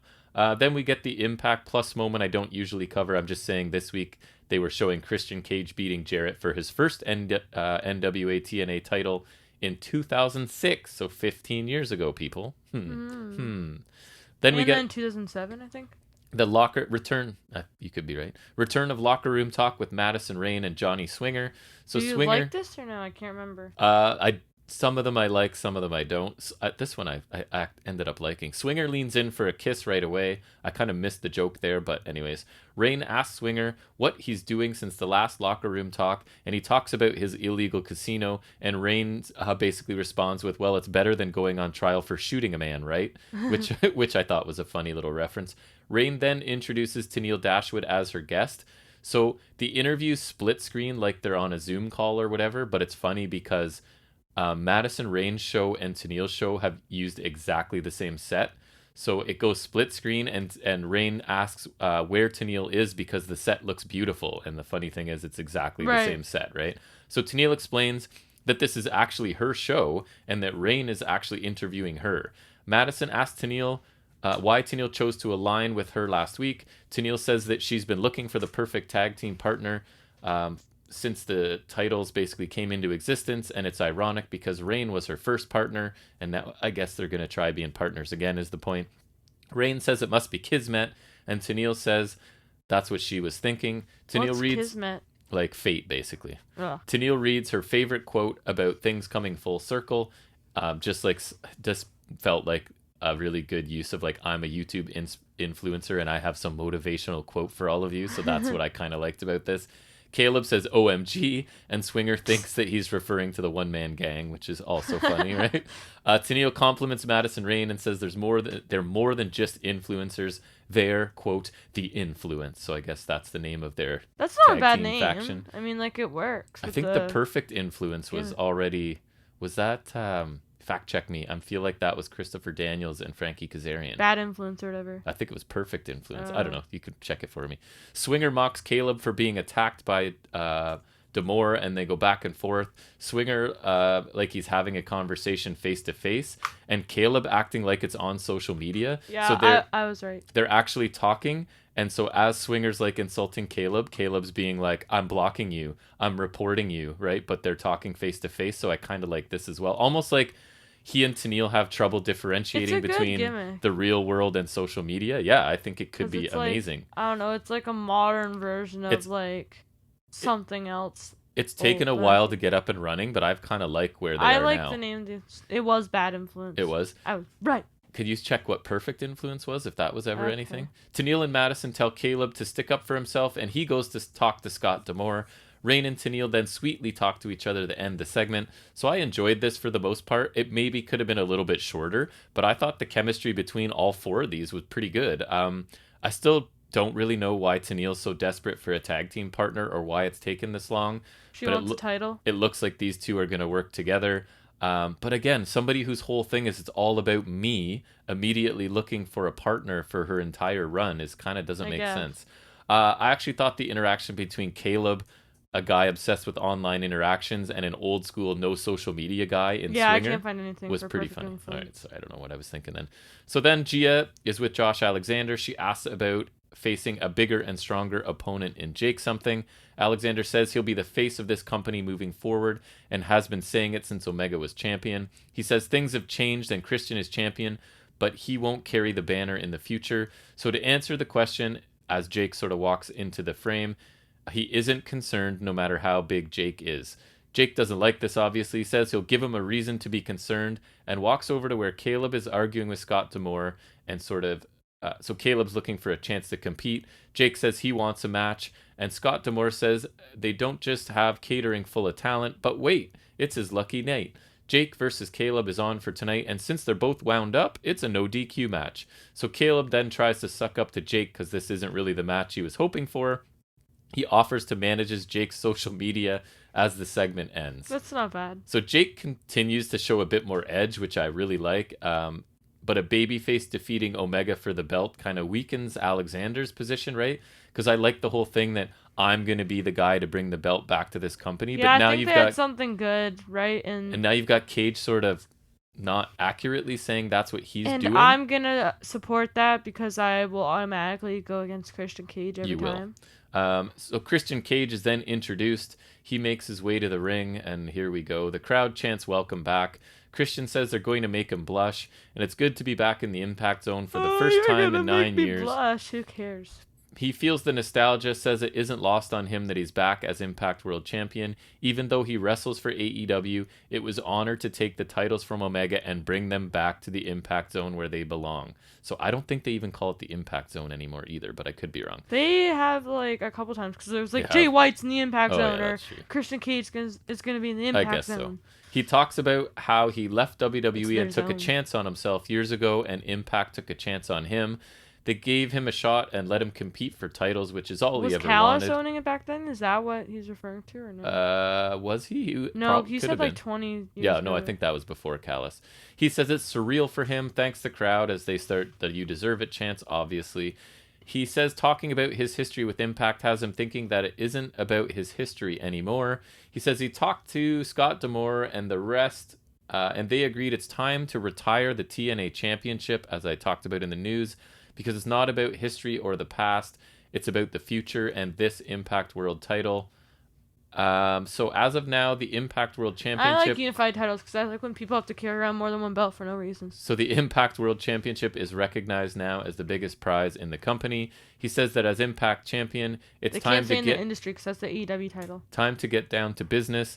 That brings out Brian Myers, who mocks Christian being part of Impact's past and makes references to Shark Boy and some others like, oh, are we bringing back Shark Boy? Or you know what I mean? Which I kind of like. That's funny. He steps in the ring, says it's lovely, and he has all the feels, but he doesn't live in the past and isn't here to talk about the past. He says he's the number one contender, and for a year he's been killing it at Impact, backstage, on social media, and even he's the best podcaster in the company as well. At Emergence, that shiny new belt belongs to him. Christian says he's glad Myers finally climbed out of Cardona's shadow and showed his face. He mocks Myers' pose and his jacket, says, or I think it was a vest actually, says Myers has always been full of talent, but has never known how to realize it until now. Congratulations, but there's a saying, you've got to learn how to lose before you learn how to win. Myers may have won the Battle Royal, but he hasn't won anything yet. Myers may be the most professional wrestler, but Christian is the best professional wrestler. They face off. But Myers he can't outwork anyone. Myers fakes an attack, pushes Beal into Christian, but Christian takes him out, and Myers sort of escapes, sacrificing his young boy yet again. My God, this was long. Most of this was the Christian I really can't stand, pandering to the audience, trying to sound so hard to sound sincere and serious that he feels like what I would call an undercover heel, like Cody to me. Like, I just don't believe he's being sincere. Right. You're like, I feel like you feel the opposite of what you're saying right now, you know? Right. His delivery at times is just too slick and too slimy, like he doesn't really mean anything he's saying. He's trying a bit too hard, tries to make everything so profound and important. It just kind of rubs me the wrong way for whatever reason. This segment had to happen for sure. He obviously had to come out here and talk. Far too long. Started out with full pandering, overly sincere Christian. I agree with most of what Myers said. Christian's promos have improved once it was specifically aimed at how someone's not so the second part of Christian, when he focused on something specific instead of being like, I love the crowd, I love this company, it got better, right? Once he got past the pandering. Sorry, that was long. I didn't enjoy that. Melina is backstage, asks if Trey is still hanging in his treehouse, and he says no, but he still knows how to fly high. He asks her if she still knows how to do the splits, and she says, well, you'll see. I thought this was a really odd interaction, and maybe it's to get Trey on the show somehow, but this is kind of revealed, right? There is a point to this, we find out later. Yeah. We then get an ad for NWA Empower and NWA 73, and it's really strange still to see companies full-on promoting things on competing company shows, but this is where we're at in 2021 with the Forbidden Crazy Door. world. So that's fine. We then get a recap of Deonna Purrazzo winning at Triple Mania, which I thought was a good match. You can see my brief review of it on the ROH 517. I sort of tacked it on the end of that. So then we watched a few of the matches. Yep. Melina versus Brandi Lauren. Brandi Lauren's someone I've seen a few times on the indies, and I know the last I saw of her, she was released from somewhere, so I guess she's shown up here. Melina charges her right off the bat, locks in a waist lock, which eventually turns into an arm drag. Drop kick to Brandi and kicks in the corner. Melina charges in, but Brandi gets the leg up and dodges an attack. Brandi with the neck breaker catapults her into the turnbuckle, but Melina sort of blocks it a bit awkwardly. Head scissors, kick to the top of the head by Melina. She comes off the ropes with a knee to the back, snapmare drop sort of type move. Melina dodges a kick, locks in the Muda lock into the California Dream for the tap out. After the match, Deonna Purrazzo ambushes Melina, stomps her down, but Melina fires back with a double leg tackle. They trade punches until the Drama King comes, grabs Melina, and allows Purrazzo to sort of take over. Trey Miguel then comes to the ring, takes out the Drama King, so we see where this is going quickly. Purrazzo and Trey sort of are yelling at each other. Trey tells Deonna to turn around, and Melina hits a Thez press. Deonna gets sent outside the ring. Trey and Melina stare down the heels to end the segment. I don't know. This was a little bit more than a squash. I don't think Melina was ever great in the ring, and she's nowhere near peak levels. She was like decent in the era where decent no diva one era, could wrestle. sort of past that, whatever. This wasn't Kind great. of like Natalia. Wasn't great, but I didn't expect it to be. Typical post-match stuff, setting up a match with Trey and the Drama King at the time, I thought, but it looks like it's now a mixed tag match, right? So that's where that was going. We then get a recap of John Skyler's surprising win over Cardona last week with a bit of help from Rohit. Gia asks Skyler about the win and how it feels. Skyler questions whether it was shocking at all, right? He takes exception to her calling it a shocking win. I guess sort of establishing he's probably a heel here. Says he was simply the better man. It wasn't Rohit that nailed Cardona in the face or schoolboyed him, so Rohit shouldn't get so much credit. We hear someone shouting for help as this promo sort of gets cut off, and the camera goes to the side where Juice Robinson has been attacked by somebody. So I thought Skyler was fine in this brief promo. He established himself as the heel before they cut to Juice attack, which I guess is creating some intrigue. I assume it's Bullet Club attacking. Seems to be their thing, right? Bullet Club. They like to attack people. I like Bullet Club. You know why? Why? Jay White. Switchblade. Yeah. Another NWA Empower and NWA 73 ad. Then a video from real life of Jordan Grace talking about her recent powerlifting records and Rachel Ellering sort of being there to help her and cheer her on. So Ellering talks about how Jordan broke her own records, hopes to be able to help her do it again. In November, she's going for the world national title. So I really like this. These are some really impressive accomplishments that give Jordan Grace sort of more depth as a person and a character. Like, hey, she's a real person with interests and she's setting like strength records sort of thing.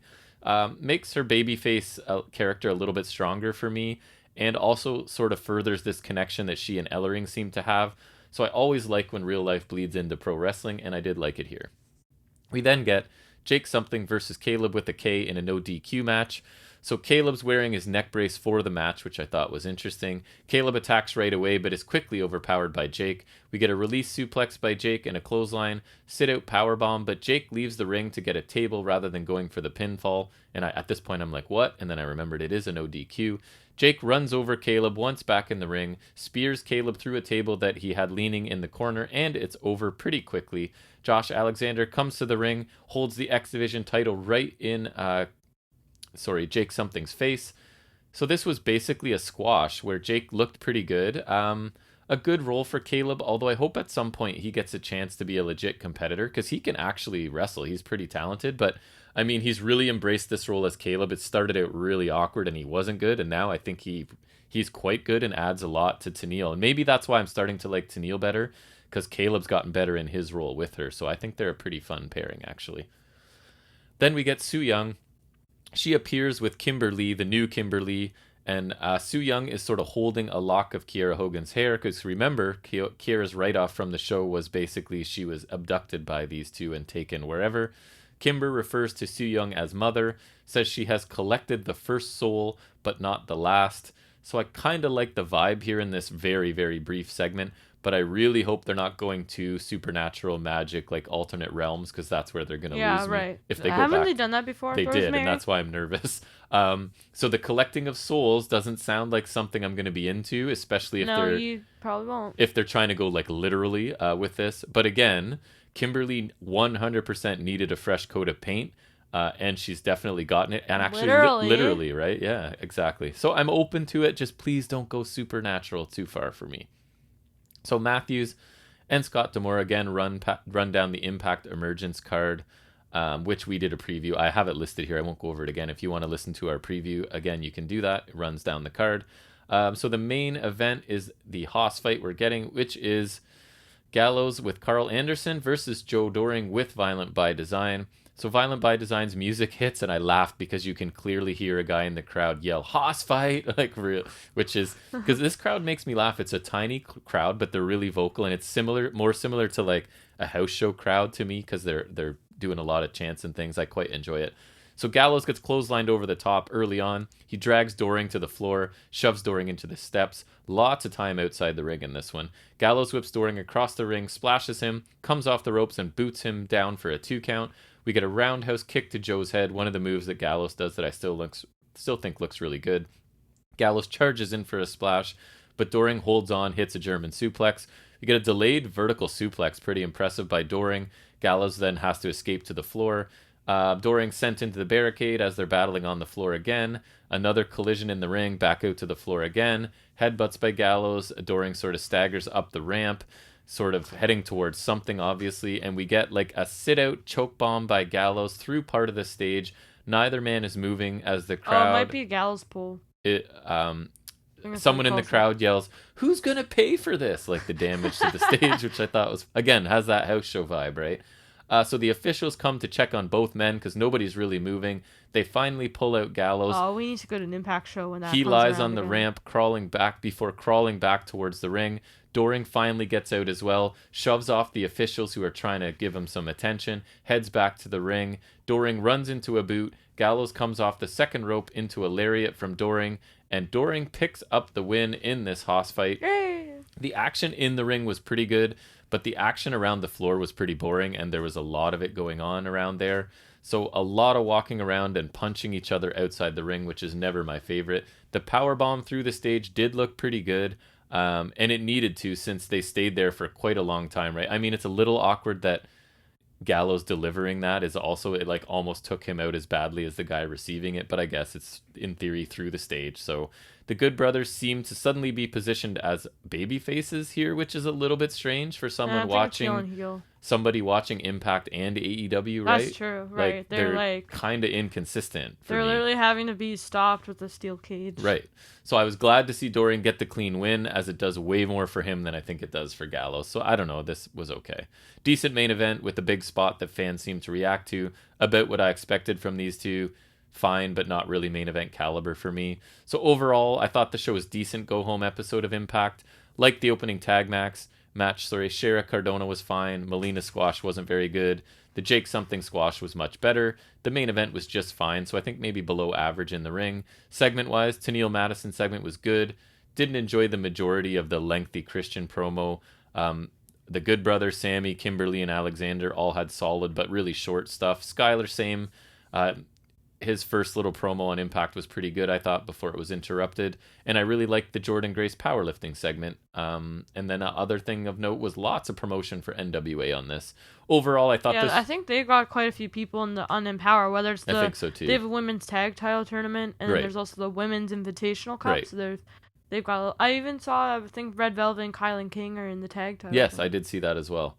So overall, I followed them on Instagram, so I'm seeing like they're always like it's like kind of like whoever's all elite. It's kind of that sort of thing. Yeah, exactly. Whoever's in the tournament. So yeah, lots of crossover. I thought this was a B show. In ring felt like it should be lower, but I found myself getting through the show pretty easily, despite like the lengthy Christian thing kind of being the downer for me. I'm gonna be nice and give them a B, and I will watch Emergence eventually. I think I'm just not sure when I'm gonna have the time just not a based priority? on this week. Yeah, it's not because I mean, we'll watch SummerSlam close to live. We'll watch TakeOver close to live, and then I'll see where that puts me. So a pretty decent show. Yep. All right, do we want to talk about Rampage quick? The first dance. The really, really quick Rampage review that we're throwing in here. Results and also our thoughts. Yep. So we actually did, right off the bat, they wasted 0 time getting to see CM Punk. He comes out, they use Cult of Personality, which I was very happy about because that's kind of his theme at this point. I had heard they were going to go to it right away, and I kind of think that's the right choice. They did say it was going to be like a different format. It definitely felt like that in the show. And it was cool. And I've noticed because I think the Cult of Personality he used in WWE had more of an intro cut. Oh, more of like a lead-in sort of thing? Yeah, it was like, it started off quicker, but it was still really cool because I think that's his theme now. And it's really cool that he has like his WWE theme in here. That is the beauty of using an actual song, right? Because WWE can't own it. Christian Cage uses his Impact theme, right? But that's different because they're working together, and they got it from Impact, I guess. They offered them. This is really cool. The crowd was super hype. It was really cool. Electric. Like you could see he was like, you could see in his eyes. He's. Just, I find like, the term electric crowd is overused a lot, but this was it. It's been a long time coming. And listen, I'm gonna talk about this coming from a position of I'm not a huge CM Punk fan, and I'm not a huge returning old wrestler fan. And it this was awesome. Still was undeniably like a moment. And he challenged Darby Allin at All Out, so that's pretty good. Yep. I'm pretty pumped for that. Yep. And I thought when they played this theme when he was leaving, the crowd was singing his theme. So New Judas ? Yep. I thought like it was a good speech. He tried to come across as he didn't have anything prepared, and maybe he didn't. I don't know. Definitely wasn't a pipe bomb, right? But he said what he needed to say. He took a couple shots at WWE along the way, right? I was probably looking less forward to this than most people. Saying he left wrestling when he left ROH, which I thought was back. That was kind of funny. So I'm one of the people probably looking least forward to this moment, but I have to admit that I got caught up in all of this, especially the part before he spoke. I thought the speaking was fine and whatever, but those however many minutes before when he came out and just like it was like, and I don't really care that much, but this was a major thing in wrestling. I undeniably got caught up in it myself, so I can't imagine people that actually really wanted this to happen. So this was a major moment, something that fans are going to talk about forever. So in that sense, no matter how I feel about Punk or returning people, this was undeniably impressive, right? Like this was a thing that you will remember. They actually did it. Yep. Like, it was really cool, yeah. I thought it was a good promo by Punk. It was a little on the long side, but it's really good to see him back, and I don't know, it's been a while, so I feel like it's okay if he had a long promo. Yep. He had a lot to say, probably. That's what people were there for, right? Yep. So they were there for Punk. I still can't really believe they actually pulled this off. Like, there was a lot of times where, like, there's like, oh, Punk's gonna return at the Rumble, or like, Punk's gonna return to WWE, and it was always a fake. Yep. Until now, so it's really cool that they pulled it off. I think Punk versus Allen should be good at All Out. I think it'll be a good return match for Punk. Allen will make him look like $1 million. Yeah.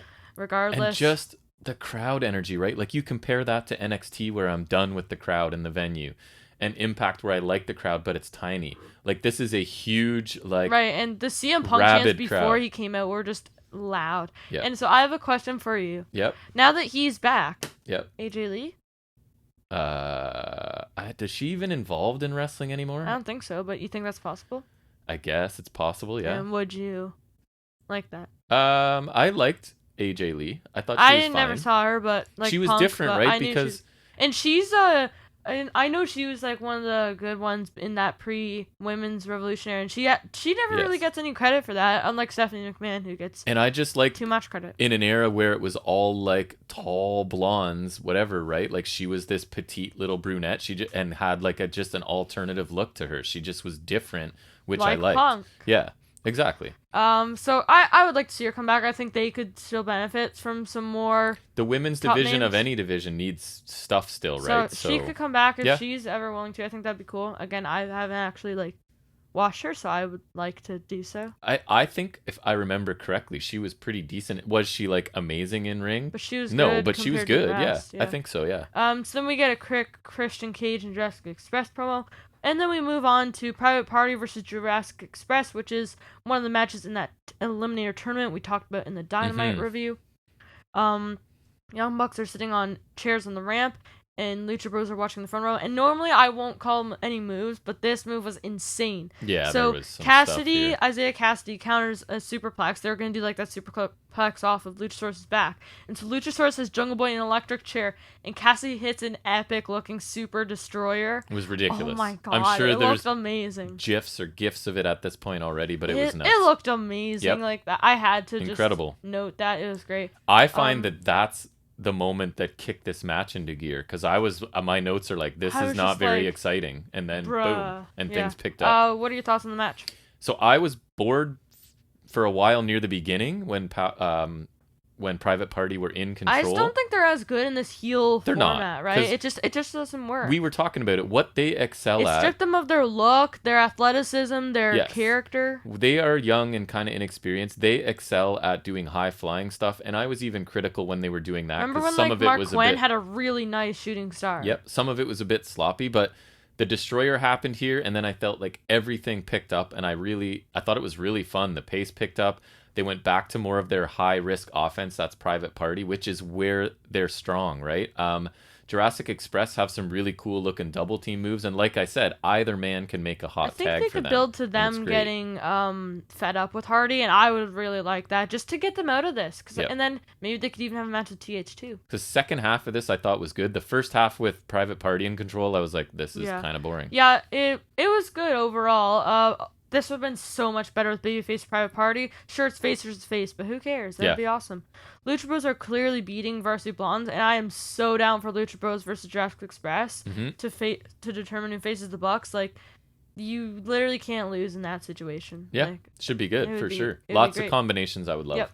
We get a brief Omega and Callis promo, and then we get to Cargo versus Hogan. There's a quick pre-match package, and Cargo wins fairly quickly. I don't really have anything to say because it was just like a really short squash. Yeah, I kind of, going back to the Kenny Callis thing, the only thing I noticed was Omega talked about making Christian disappear for another 7 years, I think he said. Oh, I would like them to do. And Hogan and Jade, they like had one sentence each, but I thought the attitude coming out of both of them was really good. The match, I don't know. I'm going to say that I think maybe the Punk stuff, especially before he spoke, took longer than they thought. I don't know. I feel like they could have seen that coming. I feel like this, but I think they saw it coming to a point, but I feel like this match got backed up from being enhancement to basically a squash, right? Because Hogan hit, a couple kicks at the beginning, then took a boot and jaded, and it was done. So I don't know if this is their original plan for getting Kiera Hogan on TV in a match. I don't feel like that's what AEW would normally do. I feel like maybe they were under a bit of time pressure here. But so I'm okay with that. Yeah, it was like Jade did 2 moves. I didn't love that this was Hogan's debut, but hopefully she's signed and can stay and do a little bit more, because she's a lot better than what she got to show here. But again, I feel like they were like time crunch. Yep. Yeah. So they announced CM Punk will make his first Dynamite appearance this Wednesday. Good. Got to follow up. Figured that would happen. Yeah. Preview of Dynamite matches, such as Lucha Bros Varsity Blondes, Hardy Cassidy. Yep. Something else I can't remember. I know there's something else. Mox and Garcia have a split screen thing. It was fine when Henry wasn't talking, but I don't have much to say about it. No, Mox just got fired up and he was talking really fast, but he had some funny lines in there before sort of walking out. And Mark Henry's just, get rid of Mark Henry, honestly. And there was a reference to Tanya Harding, which was kind of funny. It's only been 2 weeks, and he just doesn't work. He's not good. I agree. So Mox does end up defeating Daniel Garcia in the main event match via submission with the Bulldog choke. And after the match, I'll cover that quick. 2.0 attack. Kingston tries to help but gets overwhelmed. Sting and Darby make the save, and basically they all wail on the heels. Basically, Yep. It was a solid match. It was about what I expected, an enhancement style match. And I thought Garcia looked smart and good while targeting Mox's leg. And Mox getting some good offense before winning. The aftermath was fine, pretty standard. Basically, just the babyfaces being on 2.0 just to, I guess, make the crowd happy, send the crowd home happy, I guess, right? Yeah. They didn't get very much time, right? Like, I think they got like 6 minutes or so. But I didn't expect much from this. This feels like a kind of a Dynamite enhancement match. I'm wondering if they got shortened a bit too, because I don't know if they would schedule a main event on this big show to be a 5-minute match. Maybe. I feel like, because remember, they said that, or Tony Khan said the format's going to be different. Yeah, I think if this was a normal show, the tag match would have main evented. Yeah. And this would have opened. So Garcia got some offense in. I thought it looked pretty good. Targeting, it was a lot of leg targeting he was doing in this. Because after the attack on Dynamite. Right. And Mox hit some nice suplexes, and the counter into the submission I thought looked pretty smooth for the finish. I have a question for you. Jericho wasn't on commentary. Any thoughts on why? The MJF thing. That's all? Yeah, that's what they said, I think. Oh, I was wondering if he was so obnoxious last week that they didn't want him killing the Punk. Because he would have just screamed through the whole thing. No. I think, and it would have detracted but from I it. think, or maybe that was their excuse. So I was happy to not see him there, because honestly, because last year we loved him on commentary. Remember, he had a couple of special appearances on Dynamite. Amped up last week. Yeah. It was obnoxious. So I was wondering if they were hoping that he wouldn't sort of. Anyways, I don't know. What'd you think overall of this? Overall, I would say I like the show much better than the first episode, just in general. I rated it higher for sure. Punk's debut was a great moment. I'm really happy to see him back. It just feels good.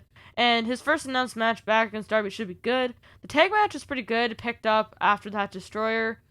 Should have been the main event, but obviously the format was a bit changed. And it would have been much better with Babyface Private Party, but given the circumstances, they did good. Right.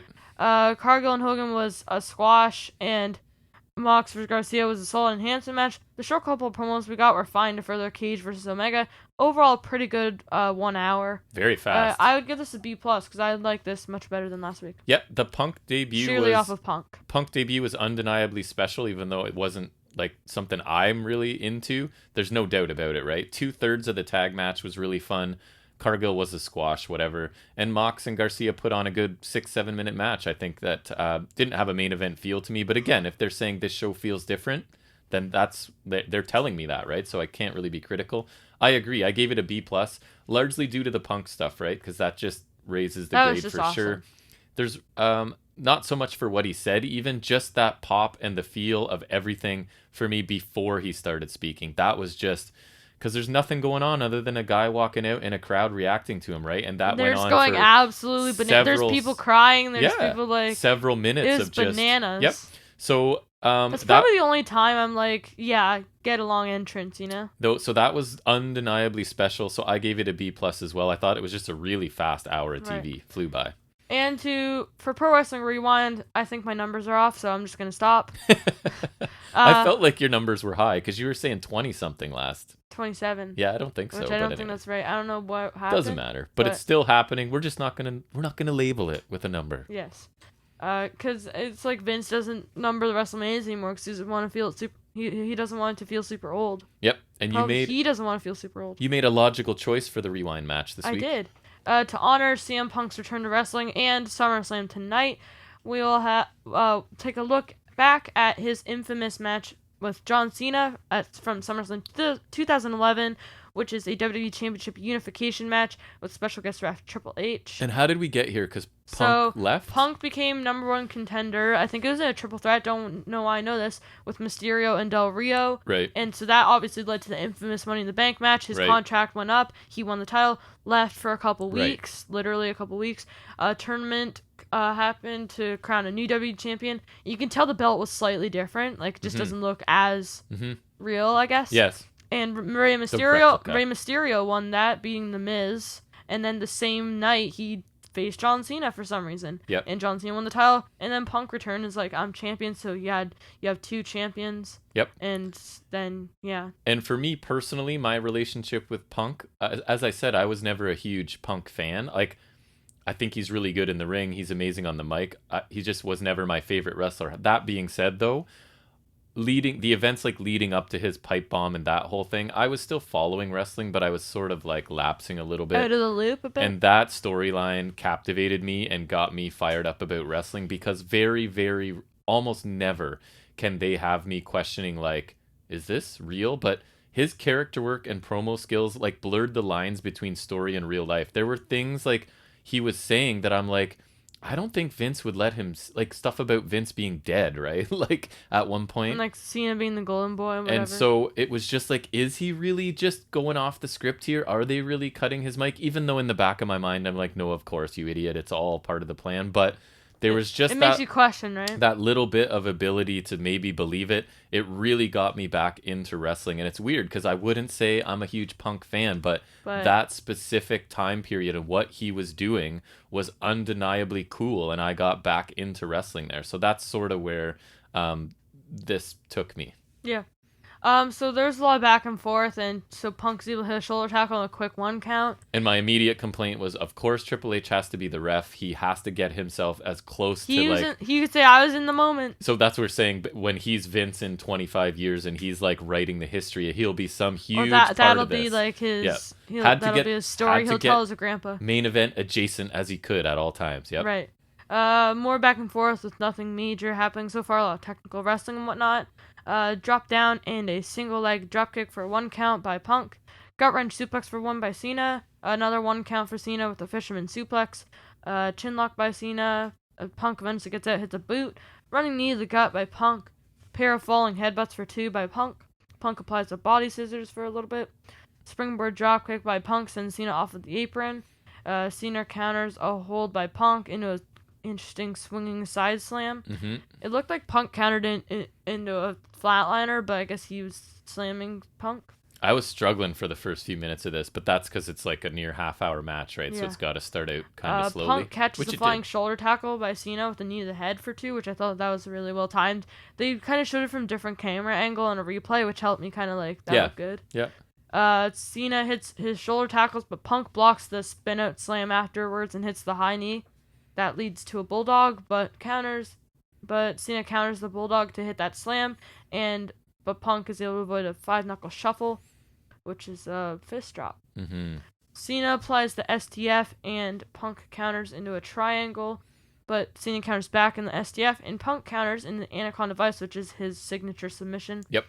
Punk gets a rope break on a crossface by Cena, and does Cena just not know how to apply a good crossface? He just can't be bothered to, like, wrench back on the guy, it feels like, right? Like, he just locks his arms there and sits there. I don't know. Right, it's like he's, like, holding his arms around their face and then just staying there. Well, it's like The Rock's sharpshooter, right? He doesn't sit down at all. They seem to have submissions that they don't know how to apply for some reason. Yeah. Suicide dive by Punk. And I remember that being a notable spot because they made you do that in the showcase mode. Right. Which is why I remember this so good, I guess. In 2K15. Yeah. Oh, yeah, that's right. Yeah. Triple H stops the count at 9 and throws them both back in the ring. Because, good guy, Triple H, he can't let this end until it's end fairly. That's why he's responsible for this whole thing. He definitely... When he revises history later, this is where he shines. I was responsible for the match having an actual end. If it weren't for me, the match would have ended on a no contest. Business would have been exposed. Everyone would have stopped watching. WWE would have folded. Yeah. Gone bankrupt. It's and all AEW Triple H. would have never needed to happen. Yep. If it weren't for me... I caused the formation of AEW. Right. They owe Triple him. H. They owe him money. AEW owes Triple H. Yeah. Strike exchange with Cena, the one being booed. It's like the boo yay thing, and Cena's booed. Yep. Dropkick by Cena, which they like. Oh, you nailed him. It was pretty good, but like it was the greatest dropkick that the King has seen. And then he said John Cena. I was like, okay, good, glad you qualified that. Because I don't think that's a high bar, but the greatest dropkick of all time, like. Literally the greatest. Yep. Who has good drop kicks? I'm trying to think. Okada. Yeah, no, He's but known like for having someone one I of the watch, best. I know like they have good drop kicks. I think Roddy's pretty good. Yeah, Ziggler's is pretty good. Ziggler's pretty good. Anyways, I feel like Orton did. We're at 3 hours. Keep going. 5-knuckle shuffle by Cena. But he gets a sunset flip out of the AA for 2. Does Punk. Both get pins for 2 until Punk gets a kick to the head for 2 count. Corner splash and a side slam by Cena for 2. Diving bulldog from the middle rope by Punk for 2. Cena counters a springboard clothesline in the STF. Punk is able to get a rope break. Cena avoids the GTS, hits an AA for 2. Cena misses his diving leg drop. Punk hits a GTS for a near fall. Diving elbow drop, homage to Randy Savage by Punk for 2. High knee against the ropes, followed by a GTS by Punk for the win. Despite Cena's foot on the ropes, Punk wins. Yeah. There's one little touch. I'm going to say something nice about Michael Cole that I don't often do. So as this match was starting, I don't know if you noticed, but he describes the competitors like, you've got Punk on the right wearing the black and white trunks, and you've got Cena in his traditional. Right, so yeah. that's it makes it feel like a big fight, because the implication is this is such a big thing. There's people watching that don't normally watch and don't even know who these guys are. They've just heard about, you know what I mean? So that, even though I don't really know how true that is, I don't know how many people are like. But it's a big fight. It adds to it, right? And makes you think, right? Yep. So this match started out really slowly, and it felt like, A, because it was going to be really long, and B, it was giving the crowd time to yell and chant and stuff, which they were definitely doing. So honestly, when you remove this from the context of the surrounding this match, it's a little less good. It wasn't as impressed as I would have been in the moment for sure. So it's really hard. But so it took almost 12 minutes for this match to get going. I thought Cena basically got no offense, and Punk wasn't doing anything that exciting. Things kind of picked up once Cena started to fight back, ironically, and the crowd definitely added a lot to this. But I was never really on the edge of my seat or anything. The last 10 to 12 minutes were a lot better and a much faster pace, with Cena working really well despite people thinking he can't wrestle. He can, people.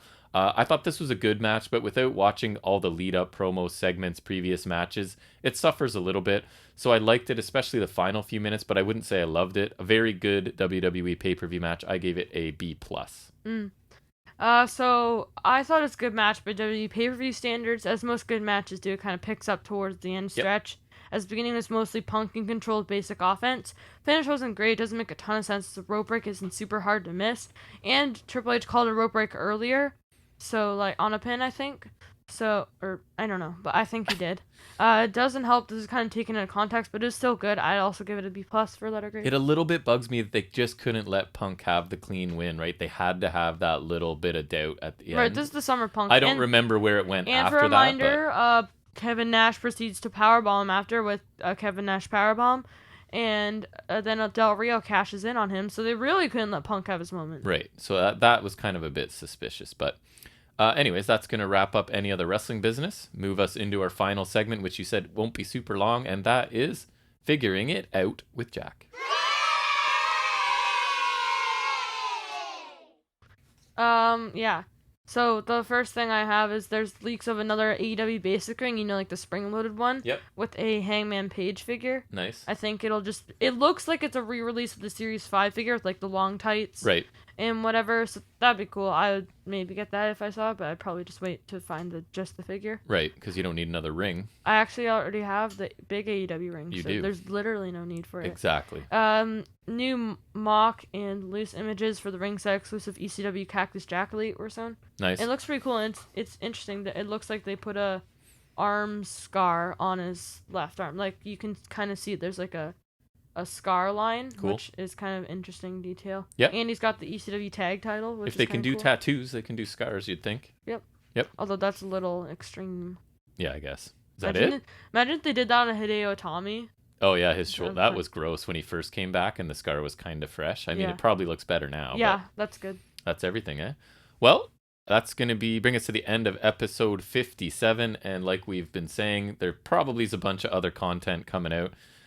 So just wherever you're listening to this, just keep your eyes peeled or click the bell or whatever you're supposed to do on these things to get notified that we put out new stuff. Yeah, turn post notifications on YouTube and put it to always so you don't miss any. There you go.